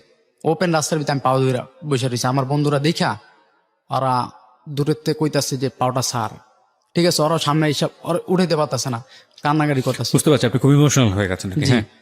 তারপর ওই ছেলেটা বললো আচ্ছা ভাই দূর থেকে দেখবেন। আমি কই ভাই দূর থেকে, একটা নজর দূর থেকে দেখবো। হাঁটতাছি, হঠাৎ করে ছেলেটা অন্যদিকে চলে গেছে। আমি তো মাথার ভিতরে একটাই চিন্তা যে ওরে দেখবো, আমি এরকম বেহুশের মতো হাঁটতাছি। আমার পিছে আমার ফ্রেন্ড আইসা দোনোটা বলে কি রে তুই কই যাস ওদিকে? আমি কই দেহস না একজনের সাথে যাইতাছি লাখিরে দেখতে। ভাই বেটা দেখতো আসে নাকি। আমি কই কিরে কই গেল? ওরা আমার দুইজনে ধইরা আবার নিয়ে আসলো। এরকম ফোন দিতেছি, ওই ছেলেটা কয়েকদিন পর লাকিকে বলল যে তোর জামাই, আগের জামাই তো মনে কর পাগল হয়ে গেছে, পাগলের মতো কান্নাকাটি করতেছে রাস্তার ভিতরে। ঠিক আছে, আমার ধরছে, তুই ওরা একটাবার ফোন দে বা একটু দেখা কর। ও আমার ফোনও দিতেছে না, দেখা করে না। তারপর জুলাই মাসের 1 তারিখে আমাকে ফোন দিছে আরেক মেয়ের নাম্বার দিয়া। তখন আমার ফোন নাই, আমার আব্বুর ফোনটাই আমি রাখতেছি। ফোন দিছে হঠাৎ আমার আরেকটা ফ্রেন্ড যে হানিফ, ও আমাকে নিয়ে হাঁটাইতেছে, হাঁটা চলা করাইতেছে যে আমার মন মানসিকতা ভালো না, হাঁটতেছে আরো আমার বুঝাইতেছে। এর ভিতরে ফোন দিছে, আমি সালাম দিছি। পরে যে আমি বলি কে, বলে লাখি। আমি নগদ ওইখানে শর্ট হয়ে গেলাম যে লাখি তুমি এই নাম্বার পাইলে কোথায়, আর কোথায় আসো, কিভাবে আসো, আমি এইসব জিজ্ঞেস করতেছি। বলে আমি যেইখানে আছি ভালোই আছি, ঠিক আছে, তুই কোথায় আসছিস? আমার তুই তুই করে করতেছে। আমি কই এখন তুই করে বলতেছ? আচ্ছা বলো, অসুবিধা নেই। আমি আসি এই যে বনশ্রী আছি 4 তলা অফিসের সামনে। বলে ও, কয় তুই নাকি আমার পাগলের মতো খুঁজতেছস? আমি কই হ্যাঁ পাগলের মতো খুঁজবো না। কয় আমি কই তুমি কোথায় আসো, আসো বাসায় আসো বা দেখা করো, তোমার আমি দেখি। ও বলে না দেখা করার দরকার নেই, তোর সাথে সম্পর্কই রাখবো না, দেখা করার কি দরকার? আগে বলতাছি। আমি কই না তুমি দেখা করো না, আর কি অনেক কথা বলতাছি। এর ভিতরে বলতেছি যে তোমার যদি আমি যদি না দেখতে পারি বা আমি যদি তোমার না পাই আমি মরে যাবো। ও আমার বলে কি তুই মইরা যা। ও আমার মইরা যা বললেই ফোনটা ওই ওর ফ্রেন্ডকে দিয়ে দিচ্ছি আর কি, লাকির ফ্রেন্ড আর কি, বান্ধবী দিয়ে দিচ্ছি। এই সময়টাতে ফ্যাক্ট এরকম হয়, যত বেশি ডিনাই করবে অপরপক্ষ, এই পক্ষে তত বেশি আগ্রহ জন্মাবে। মেয়েটা বেশি হার্ড হচ্ছে, ও আরো বেশি উইক হচ্ছে। হ্যাঁ বলেন। তারপর আমি ওই ওর বান্ধবীকে দিল। আমি তারপর বললাম যে আপু আপনার সামনে বলছে না যে আমাকে মারা যেতে, দেখেন আমি কি করি। ওর সাথে আমি কথা বলতাছি। ওই 4 তলা অফিস থেকে এক দৌড় দিছি, দৌড় দিয়ে আমি 8 তলায় উঠছি। আমার পিছে কিন্তু আমার ফ্রেন্ড হানিফও পিছে পিছে আসতেছে। আশা ও একটু স্বাস্থ্যবান তো, ও দৌড়াইতেছে। ও বুঝছে যে আমি যে কোনো একটা ঘটনা ঘটায় ফেলবো। ও আমার পিছ ছাড়তেছে না। আমি 8 তলা এসে লাভ দিব এর ভিতরে দেখি পাশে কানিস লাভ দিছে অলরেডি, দেখি পাশে কানিসে আর আমি নিচে পড়তে পারিনি। ও এসে ধরে ফেলছে আর আমার তো শরীর হাত পা একবার ছেড়ে দিছে, আর পারিনি। পরে ওই মেয়েটা বললো ভাই আপনি কিছু করেন না, আগামীকালকে আমি দেখা করে দেবো, ও জানবো না আর আপনি আমার কথা বলবেন না। ও কোথায় কাজ করে কি করে আমি সবকিছু আপনার দিয়ে দেবো। আমি আপু সত্যি বিয়ে করছে? বলে সত্যি আপু বিয়ে করছে, ওর বিয়েতে আমরা আনন্দ ফুর্তি করছি। আমাকে বলতেছে ভাই। আমি বলি আপু এটা তো আমি বিশ্বাস করি না, আমি কান্দাকাটি করতেছি, অনেক কান্দাকাটি করতেছি। বলে যে আপনি যদি কালকে দেখতে চান আপনারা আমি দেখাই দেব। আমি বললাম আচ্ছা ভাই, আপু আপনি যদি দেখাইতে পারেন আমি অনেক খুশি হম ভাই। এইসব কথা বলতাছি। তারপরের দিন সকালে যাইনি, লাঞ্চের দিকে এই 10 তলা বনশ্রী 10 তলা আছে না, ওইখানে শুক্র আলী গার্মেন্টস আছে। লাঞ্চের দিকে গেছি। আমি এই টাইমে যাই, এই টাইমে গেছি আমি আর মারুফ আর কবির ফ্রেন্ড। মারুফের নাম তো আগেই বলছি, আর কবির। মারুফের বাইক দিয়ে গেলাম, যা ওইখানে দাঁড়াইলাম। বললাম লাখি লাখি লাখি কোথায়? লাখির যদি না চিনেন তাহলে মালা, এই 2টা নাম বলতেছি। বলে যে নাই আমি বললাম ফ্লোর এরকম 6 তলা। ওই মেয়েটাকে আমার বইলা দিছে যে অমুক জায়গায় কাজ করে, এগুলো সব বললাম। বলে লাঞ্চে খাইতে গেছে। এর ভিতরে একটা মেয়ে ছিল, ওর বাসা চিনতো ওইখানে। ওই মেয়েটা চালু চলে নামে গিয়া বলিয়া দিছে যে তোর আগে জামাই আসছে, পুরা গার্মেন্টস নিয়ে নিছে, ঠিক আছে তুই যাইস না, ওইখানে গেলে মারামারি হবে, অমুক সমুক, তুই যাইস না। আর লাকি তো জানে যে ও যদি সামনে আমি মারামারি করব না। এখন লাকিও ভয় পাইতেছে, আবার চিন্তা করে অনেক ছেলেরা আসছে। এর ভিতরে আমি আবার আমার অনেক ফ্রেন্ড, কয়েকটা ফ্রেন্ডের ডাক দিছি, ওরা আবার 3-4টা বাইক নিয়ে আসছে। ভালো কয় কি হয়েছে, পাগলের মতো করতেছে কি লেগে, আমার সবাই কইতেছে। আমি কই দোষ এরকম এরকম, ওরা আইসছে, ওই যে কাজ করে। আমার যে নিয়ত যে ওর যদি পাই আমি ঠাটা 2টা চটকনা দিব আগে, হ্যাঁ চটকনা দিয়ে তারপর ওর সাথে কথা বলুন। পরে দেখি 2টা ওভার হয়ে গেছে, 2টা 13 কি 14 বাজে। তারপর আমি ওকে বললাম তোরা যা, আমি আর মারুফ কবির 3জনে এই বাইকটা দিয়ে ওর বাসার সামনে যাই। ওর বাসার ঠিকানা আমি নিয়ে নিচ্ছি যে আওলাদ মিয়ার বাড়ি, ওইখানে যাই। ঘুইরা যাইতে নিচ্ছি আর কি, গার্মেন্টসের পিস দিয়ে যখন যাব, এর ভিতরে দেখি সামনে ও এমন শুকাইছে আর এত কালো হয়ে গেছে, ওরা দেখেছি না জানা, ওকে মারবো কি এখন। ওরে দেখে আমার মনে হইতেছে যে কান্নাইতেছে, ওরা মারবো কি। আমি কই তোমার সাথে কথা আছে। বলে চলো কি কথা বলো। আমি কই ওদিকে কোথায় যাব, আসো এলাকায় আসো, তোমার ওইখানে ফুপু আছে, বাবা আছে, মা আছে, চলো ওইখানে কাছে চলো। আমি তো আবার মারুফের গাড়িতে উঠাইলাম, বাইকে উঠাইলাম। এর ভিতরে একটা ছেলে আইসা, ওই যেটাকে ভাই ডাকছে, ও আইসা বলে এখান থেকে যাইবো না। আমি কই আপনি কে যে ও যাবে না, আপনি কে? আমি ওর ভাই। আমি কই ভাই থাকলে না চুপ করে থাকেন, বেশি করলে কিন্তু এই জায়গায় কিন্তু গার খায় মরে যাবেন। এই কথা বললা ওরা নিয়ে আসলাম। তারপর আমার বাবা মা দেখে তো খুব খুশি। এখন আমার বাবা মা খালা খালু সবার সামনে বলতেছে কি জানেন, যে বিয়া না করলেও করছি। ও স্বীকার দিতেছে না যে বিয়া করছি, আমার কাছে বলছে বিয়ে করছি, আবার বলে কি বিয়া না করলেও করছি, ওর ভাত খামো না, কিন্তু বিয়ে করছে। এখন এই সব কথা আমাকে বলতেছে। আমি বলি কি বিয়ে তুমি তো করোই না, ঠিক আছে তুমি থাকো। সেদিনকা বলে ও সবাই গেছে, তারপর আমি বলি ওর সাথে আমি একটু একলা কথা বলতেছি। ও আমাকে ধৈরা কয় ভাই সত্য কথা আমি বিয়ে করছি ভাই। হ্যাঁ আমার বলতেছে। তারপর ও আমাকে বলল, আমি বললাম যে আচ্ছা তুমি যেহেতু বিয়ে করছো তুমি ওকে চাও। বলে যে ওই ছেলেটা অবুঝ। আমি বললাম অবুঝ মানে কয় গ্রামের ছেলে কিছু বুঝে না, ও যদি আমাকে যদি না পায় মরেও যেতে পারে। আমি বললাম আচ্ছা, বলে ওকে যদি বুঝে আসতে পারি তাহলে তোমার সাথে আমি আইসা পারবো। আমি বললাম আচ্ছা ঠিক আছে। পরের দিন সকালবেলা ওর কাছে গেলাম যেখানে ভাড়া ছিল, ওই ছেলেকে বুঝে ও আমার সাথে আইসা পড়লো, আইসা থাকলো। ওই ছেলের সাথে ও কথা বলবে সেটাও আমি পারমিশন দিচ্ছি যে ফোনে কথা বলবে। আইসা পড়লো, আমি সব জানি না শুনে ওকে নিচ্ছি, কাউকে জানাই নাই। কজ আপনি ইমোশনালি ব্লাইন্ড ছিলেন, আর ও যেভাবে আপনাকে পাত্তা দিচ্ছিল না, আপনার কাছে মনে হয়েছে যে এতটুকু পেয়েছি এটাই বেশি, নাহলে চলে গেলে তো আলটিমেটলি ওটাও পাবো না। জি বুঝতে পেরেছি। তারপর আমি ওকে নিয়ে আসছি, ওদিনকে থাকলো। প্রতিদিন রাত্রে কান্নাকাটি করে, রাত্রে সারা রাত কান্নাকাটি করে। আর ওর একটা সমস্যা হয়েছে, কিডনিতে পানি জমছিল, দোনো পাও ফুলে গেছে। এর ভিতরে আমার বাবা মা এইটা দেখছে, দেখে বলে যে তুই ওই সাউন্ড সিস্টেমে কাজ করিস না, আবার ওই রাজমিস্ত্রির কাজ কর, প্রতিদিন 400-500 টাকা পাবি, ওর প্রতিদিন 250 টাকার মতো ওষুধ লাগবে, এটা তোর কর। আমি নগদ চাকরিটা ছাইরা দিলাম, ওর জন্য চাকরিটা ছাইরা দিলাম। 3 দিনের মাথায় সকালবেলা খালি কান্নাকাটি করে। তার আগের দিনকার রাত্রে আর কি, যেদিনকার যাবে সকালবেলা তার আগের দিনের রাত্রে 1:20 শুরু কইরা 3:35 পর্যন্ত আর পাওগুলো আমি টিপা দিছি। তার 1:20 থেকে 3:35 পর্যন্ত জি পাওগুলো টিপা দিছি। তারপর সারা রাইতে আমি খালি ওরে নিয়ে ভাবতাছি যে ওর কি হইব। আমি ঘুমাই নাই, সকালের দিকে একটু ঘুমাইতেছি, এর ভিতরে ও বলতেছে আমার দিয়ে এরকম কথা বলতেছে। আমি বললাম লাকি সারা রাত তো তোমার আমি পাওগুলো টিপা দিলাম, তুমি কি টের পাও নাই? বলে যে না একবার পাইছিলাম কিন্তু আর পাই না। আমি কই ঠিক আছে, আমি আর একটু ঘুমাইতে দাও। কয় না ঘুমাইতে পারবি না, আমার কাছে ওর কাছে আমারে দিয়ে। তার আমি বললাম, ঘুম থেকে উঠে আমি বললাম আচ্ছা তুমি আমার মাথায় হাত দিয়া বলো তো তুমি কারে ভালোবাসো। ও আমার মাথায় হাত দিয়া বলে যে আমি তোরে ভালোবাসি না, ওরে ভালোবাসি। এই কথা যখন বললো আমি ওরে নিজের হাতে ভাত মাইখা খাওয়াই দিলাম। বললাম খাও, এই লাশ খাও না, আর কখনো নাও খাওয়াইতে পারি, হয়তো বা কখনো নাও দেখতে পারি, তুমি আমাকে নাও দেখতে পারো। ওরে খাওয়া দিলাম, ও আমার খাওয়াইতে চাইলো কিন্তু আমি খাই নাই, ভাতগুলো ফালাই দিলাম। ওরে 3-4 খাওয়াই দিয়া আমি আর খাইলাম না। ব্যাগটা নিয়ে আমার মার সামনে নাইমে গেলাম। বলে কই দিয়েছে? আমি কই না, একটু আই ওরে দিয়ে দিয়েছি, আবার কয়েকদিন পর নিয়ে আসবো। ওই ছেলের কাছে ছেলের ফোন দিয়ে আনলাম, আইনে আমি কই ভাই ওরে দেখে রাখেন, যদি কোনোদিন কোনো সমস্যা হয় আর যদি কোনোদিন কোনো প্রয়োজন হয় আমাকে একটাবার জানাইবেন, আমি আসি। দিয়ে আসলাম।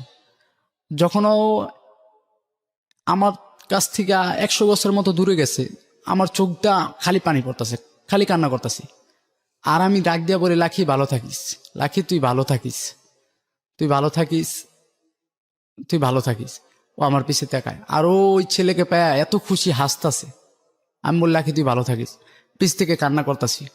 ওই জায়গাতে কান্না স্টার্ট করছি, ডিরেক্ট বাসায় আসছি, কান্না করতে করতে আমার বাবাকে মাকে জড়ায় ধরে কান্দাছি। আমার বাবা মার কাছে মাপ চাইলাম যে বাবা মা ভুল হয়ে গেছে, আমার মাফ করে দাও, আমি জীবনে বহুত বড় ভুল করে ফেলছি, মাফ করে দাও। তার আমার বাবা মা বললো কি হয়েছে? তার আমি বললাম, পুরা বিস্তারিত ঘটনাটা খুইলা বললাম। বলে যে একবার গেছস, ওই ছেলেটা ওকে দিয়ে দিছি, সামনের দিকে যদি একটা অকারণস কইরা ছেলেটা যদি ওই মেয়েটাকে আবার পাঠায় দেয়, তখন তুই কি করবি? তোর তো গাড়ি নিয়ে থাকতে হইব। ডিভোর্স কিছুই হয় না। হ্যাঁ, ডিভোর্স কিছুই হয়নি। আবার ছেলেটা ওর থেকে 3.5 বছরের ছোট, 3 থেকে 3.5 বছর। এইবারকা জেএসসি দিবে ছেলেটা, ডিএসসি দিবে মাত্র। হ্যাঁ, এই ছেলেটা আপনার লম্বা চূড়া আমার শুনুন। আমি এটা শুনে অনেক কষ্ট লাগছে। তার পরের দিনকে আমি আবার আমার খালু আমার বাবা মা সবাই চাপ দিল, আমার খালায় আমার বাড়ি দিছে, বলে যে তুই নিয়ে আয়, নাহলে আবার একটা অকরণস করে তোর গাড়ি ফালাই দিবে। তারপরে নিয়ে আসলাম, নিয়ে আসার পর ডিভোর্স, দুজনে মিলে যে একটা ডিভোর্স আছে না, যে কেস মামলা হবে না, ও আমার চায় না, আমি ওকে চাই না, ওই ডিভোর্সটা দিলাম। দেওয়ার পর বললাম যে ভালো থাক। এরপরে আর ওর মতো আছে। কিছুদিন আগে আমার এক ফ্রেন্ডে দিয়া বলাইলাম যে বলো তো তুমি, এই যে আমাদের বিয়ে ঠিক হইছে, তুমি একটু বলো। ওর ফোন দিয়ে বলতেছে যে আমার আর সোহাগের বিয়ে ঠিক হয়েছে। কয় কিভাবে? কয় ফ্যামিলি দিক দা। প্রথম বলল যে ছেলেটা ভালো, তার কিছুক্ষণের মধ্যেই বলে যে না, ছেলেটা ভালো না, বিয়ে করেন না, ছেলেটা খারাপ, ভালো না, বিয়ে করবেন না, জীবন নষ্ট হয়ে যাবো, এইসব কথা বললো। তখন আমি ওই ফ্রেন্ড আমাকে বললো এরকম তোর ব্যাপারে কথা বললো। আমি কই, ও বলে নাই বোধ হয়, ওই ছেলেটা আছে না খোকন, ওর হাজবেন্ড, ও বলাইছে মনে হয়। প্রথম না হলে ভালো বলবে, দ্বিতীয়তে খারাপ বলবে, এই আর কি। ওরে বললাম, বলে যে তোর ওয়াইফ এত কিছু করছোস, আর ওয়াইফ তোরে এরকম দেখে, তুই কিসের জন্য বিয়ে করছিলি? আমি বলি যে কিসের জন্য বিয়ে করছি, ও তো আগে এরকম ছিল না, এখন হয়ে গেছে, কিরকম পরিস্থিতির শিকার এটা তো আমি জানি না, আল্লাহ জানে কিরকম হয়ে গেছে। ওর মাকে আমি মানাইছি, ওর মা আপন মা যে, সেও বলে যে সে তারই চাল, সে বলে যে আমি মাইনা নিব না, কিন্তু সেই করছে সবকিছু, সেই জানে এই কাজটা করছে আর কি, তার মেয়েকে পাশে পাওয়ার জন্য। আমি গল্পটা যখন শুনছিলাম, চুপ করেই শুনছিলাম যে আসলে গল্পটা কোন দিকে যেতে পারে সেটার একটা মানে অনুমান করছিলাম, বাট লাস্টে এসে 2 মিনিটে সবকিছু উলটপালট হয়ে গেল।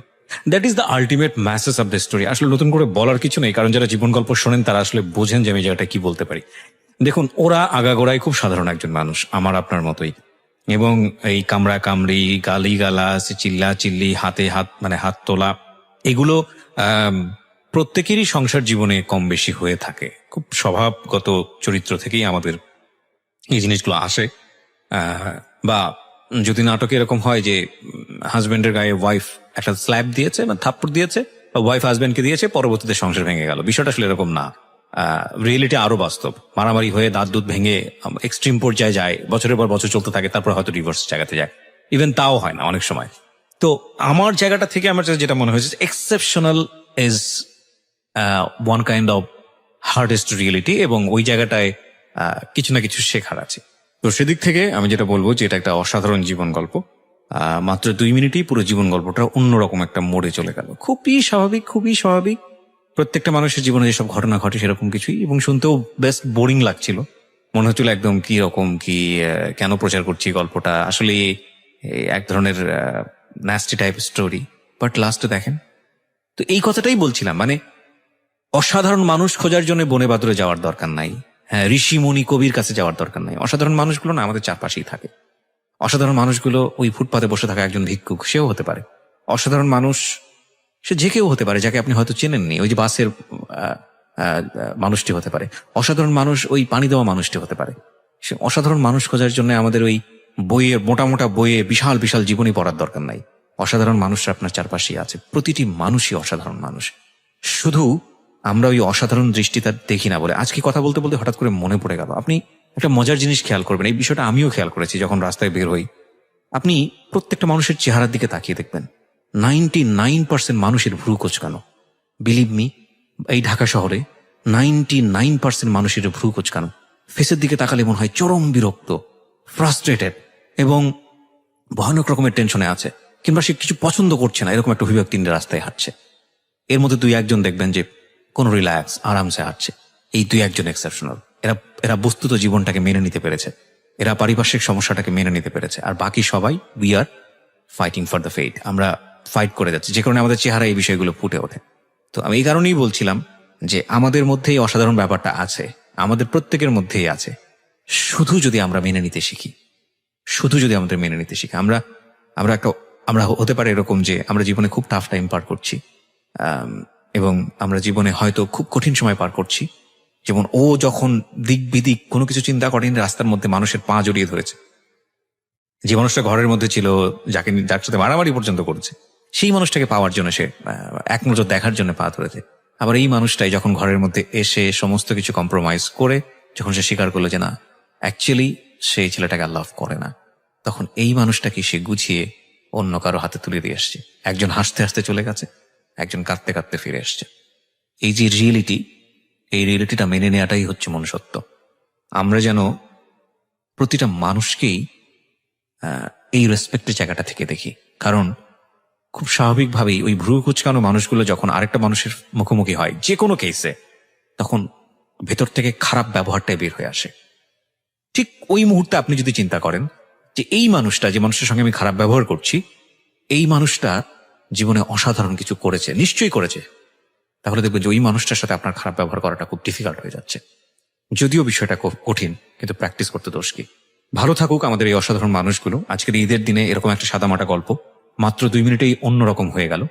আমরা, ও বলেছে যে ওর মিম, মেয়েটার নাম যেন কি ছিল, যাকে আপনি বিয়ে করেছিলেন, লাকি ভালো থাকুক। আমরা বলবো যে লাকি না, শুধু আমাদের যিনি আজকে গেস্ট সেও ভালো থাকুক। আপনারা যারা শুনেছেন আপনারাও ভালো থাকেন, এবং মনের ভেতরে যে সুন্দর মনটা আছে, সেই সুন্দর মনটাকে নিয়ে যেন আমাদের রেস্ট অফ দ্য লাইফ কাটানোর সুযোগটা হয়, তাহলেই আমরা বলবো জীবনটা সুন্দর। আর শেষ বেলায় যে কথাটা বলতে চাই, আজকে কুরবানি হয়েছে, প্রচুর শত শত হাজার হাজার গবাদি পশু জবাই হয়েছে সৃষ্টিকর্তার নামে, আল্লাহর নামে। আল্লাহ আপনাদের সবার কোরবানি কবুল করুক। কিন্তু এই কোরবানির মাংসটা শুধু ফ্রিজে জমা করে রেখেন না, হ্যাঁ, বছরের পর বছর খাওয়ার জিনিস এটা না, প্লিজ। এই দিনে এমনও মানুষ আছে যারা বছরের এই দিনটার দিকে তাকায় থাকে। বিলিভ মি, এই কিছুদিন আগে এরকম একজন এসেছিল আমার এখানে স্টোরি বলার জন্য, এখনো তার গল্পটা আমি প্রচার করিনি। বছরের শুধু এই দিনটার দিকে তাকায় থাকে, ছেলে মেয়ে পুরো পরিবার নিয়ে বছরের একবার তারা মাংস খাবে।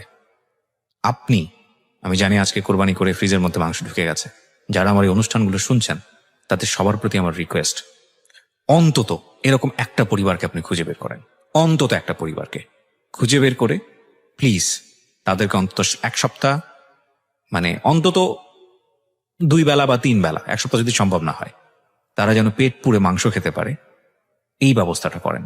দেখবেন আপনি ফ্রিজে ঢুকিয়ে যে পরিমাণ শান্তি পেয়েছেন, তার চাইতে কয়েক হাজার কোটি গুণ শান্তি আপনি পাবেন। যদি শান্তির জন্যই আমাদের বেঁচে থাকা হয়, তাহলে এই কাজগুলো আমাদের করা উচিত। সবাই অনেক ভালো থাকুন। আজকের মতো শুভরাত্রি।